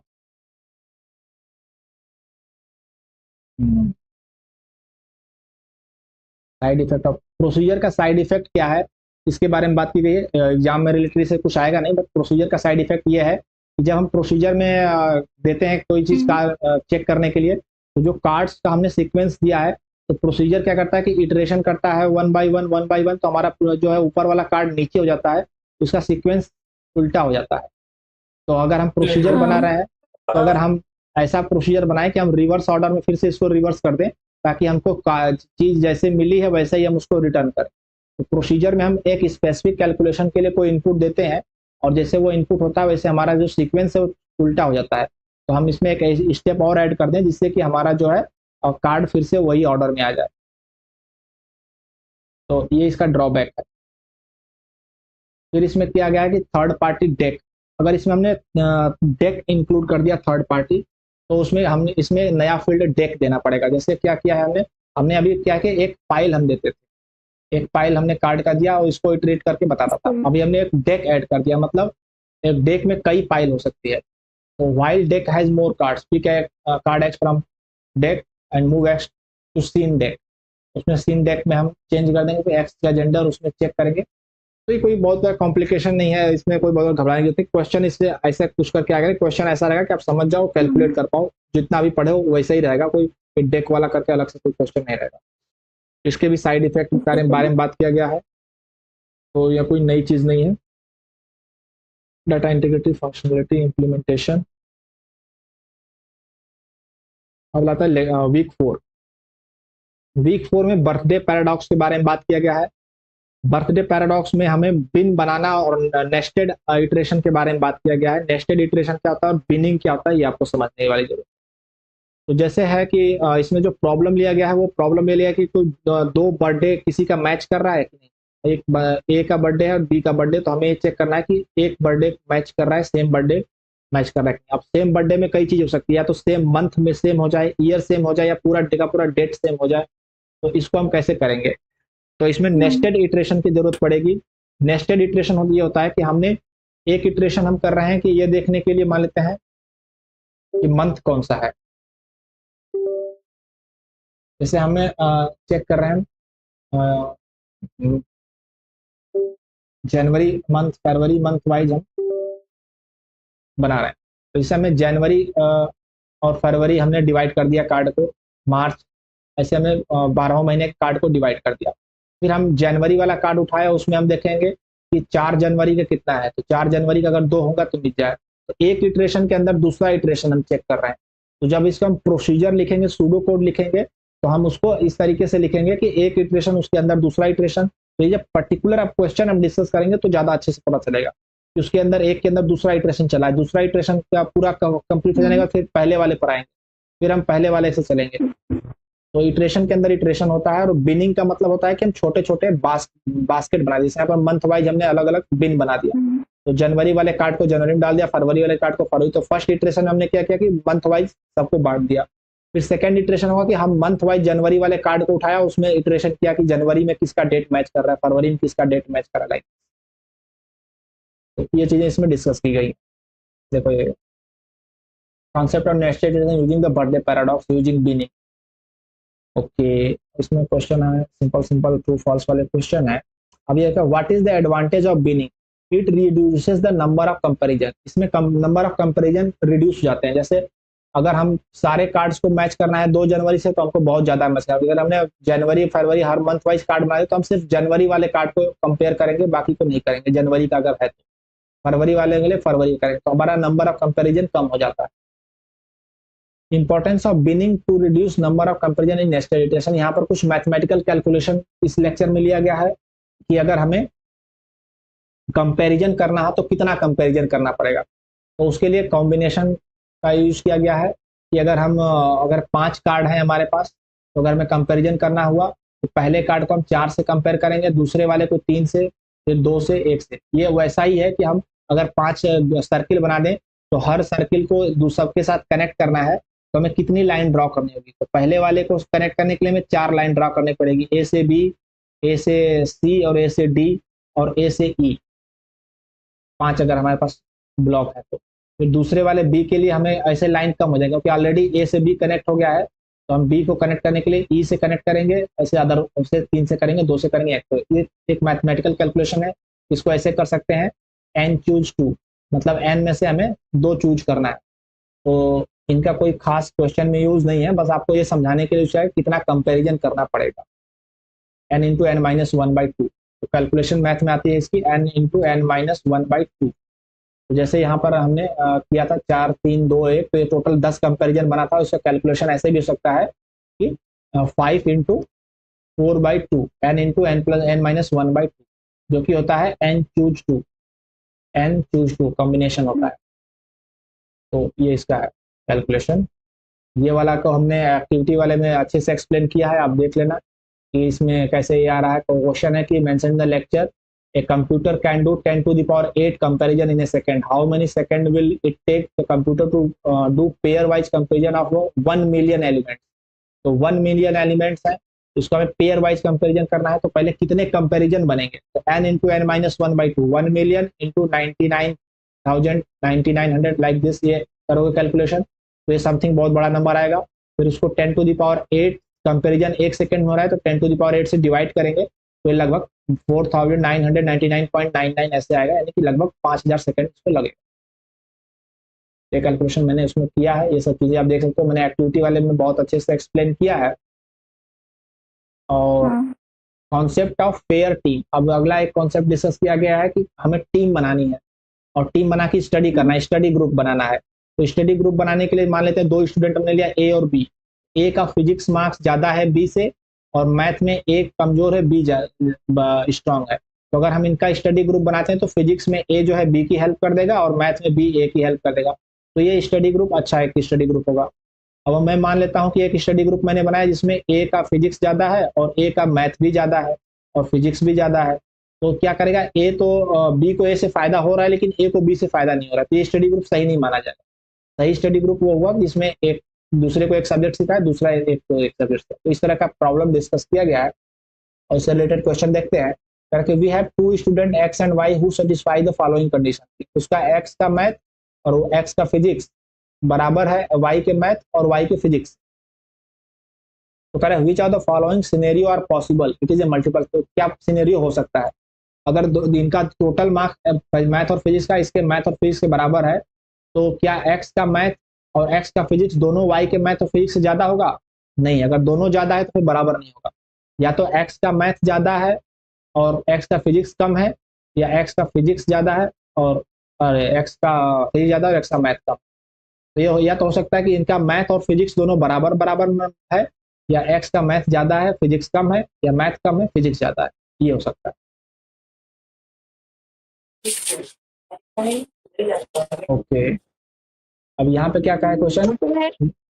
हाँ एक बोलो बात पूछ सकते हैं? बोलो बोलो। डबल इक्वल टू का साइन क्यों लगा रहता है इसमें? अच्छा, ये जो डबल इक्वल टू साइन को हाँ। समझ लो कि डबल इक्वल टू का साइन इसलिए होता है कि एक होता है कंपैरिजन ऑपरेटर, एक होता है इक्वल ऑपरेटर। तो इक्वल और असाइनमेंट ऑपरेटर होता है और एक होता है कंपैरिजन ऑपरेटर। तो अगर हम ऐसा लिखते हैं कि x is equal to y, इसका मतलब, या हम ऐसा लिखते हैं x इज इक्वल टू 10, मतलब कि x की वैल्यू 10 हो गई, ये असाइनमेंट ऑपरेटर। और एक होता है कंपैरिजन ऑपरेटर, ये होता है x इज इक्वल टू 10, ये कंपैरिजन है। ये इसका मतलब कि हम कह रहे हैं कि चेक करो क्या x 10 के बराबर है।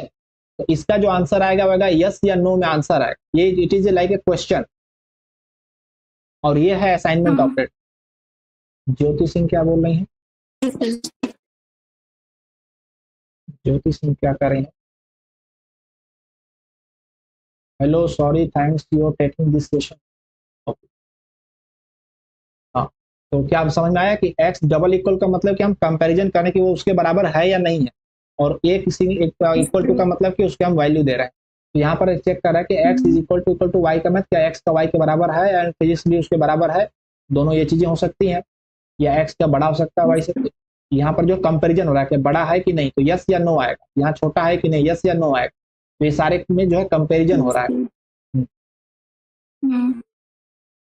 ये क्या करें, wish to count the number of student in the bin 201 से 225 एंड पॉइंट इंक्लूडेड, मतलब 201 से लेकर 225 तक इंक्लूड कर हम काउंट करें। Store the result in a variable है which of the following if condition check if a given card x falls in this range assume that the variable a has already been initialized to 0, it is a multiple select question।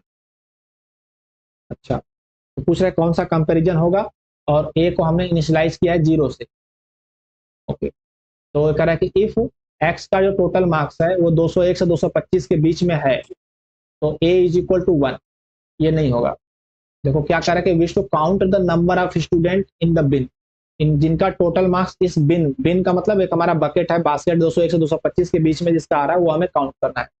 तो अगर total marks इसके बीच में आएगा तो हम क्या करेंगे, a को +1 करेंगे, ना कि इक्वल टू 0 करेंगे। तो ये गलत हो जाता है। यहाँ पर +1 किया है, सही है। यहाँ पर क्या किया, +1 किया लेकिन चेंज कर दिया। यहाँ पर लिखा है इक्वल टू या ग्रेटर देन हो, यहाँ पर लेस देन और इक्वल टू है। यहाँ पर क्या सिर्फ ग्रेटर देन का लगाया है, लेकिन यहाँ पर 200 कर दिया है और यहाँ 226 कर दिया। तो बात वही हो गई, 225 से उससे कम हो या 226 से नीचे हो, तो बात सेम है। तो ये भी सही हो गया। और यहाँ पर क्या किया, वो नेस्टेड कर दिया इस कंडीशन को कि पहला कंडीशन चेक करो कि 201 से ज्यादा है या उससे बराबर है। अगर है तो फिर उसके अंदर एक ब्रैकेट बना के इफ उसका टोटल 225 से कम है या बराबर, मतलब दोनों कंडीशन को अलग अलग करके एक के अंदर एक कर दिया, तो हम a is equal to a+। ये भी इस तरीके से भी कोड हो सकता है।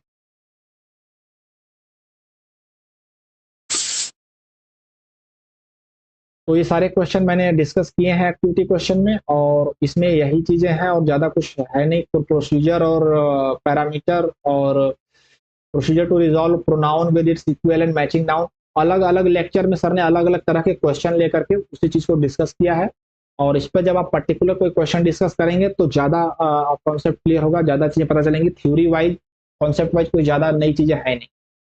तो आपके क्वेश्चन है तो पूछो, अदरवाइज थ्योरी पार्ट को मैंने वीक 1 to वीक 4 कवर कर दिया है। मेनली आपका प्रोसीजर और नेस्टेड क्वेश्चन है, अलग अलग तरह के प्रॉब्लम को अलग अलग लेक्चर करके बड़ा बना दिया है, वैसे ज़्यादा कुछ है नहीं।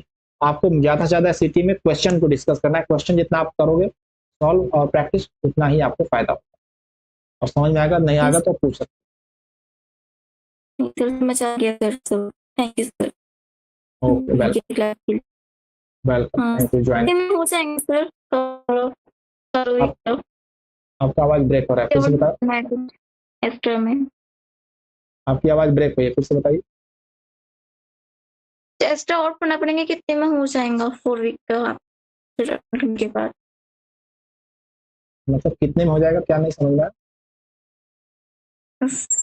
हम थे इसे आपने पूरा कंटेंट लगाया है, कितने में हो जाएंगे, एक्स्ट्रा में कुछ और भी पढ़ना है? नहीं, हो जाएगा।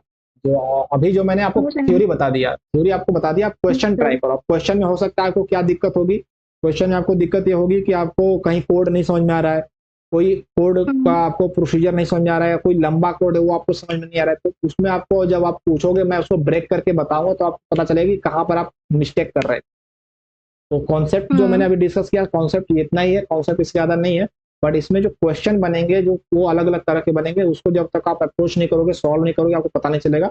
और अभी जो वेबसाइट पे मैंने क्विज 1 का एक अलग से फ्री कोर्स बनाया है जिसमें आपको क्विज 1 के सैंपल पेपर्स हैं, वो आपको ट्राई करो, अटेम्प्ट करो, प्रैक्टिस करो। चलो, तो इस लाइव को यहीं एंड करते हैं और पुलिस सबको फायदा हुआ। Thank you, bye bye, good night, Shabba.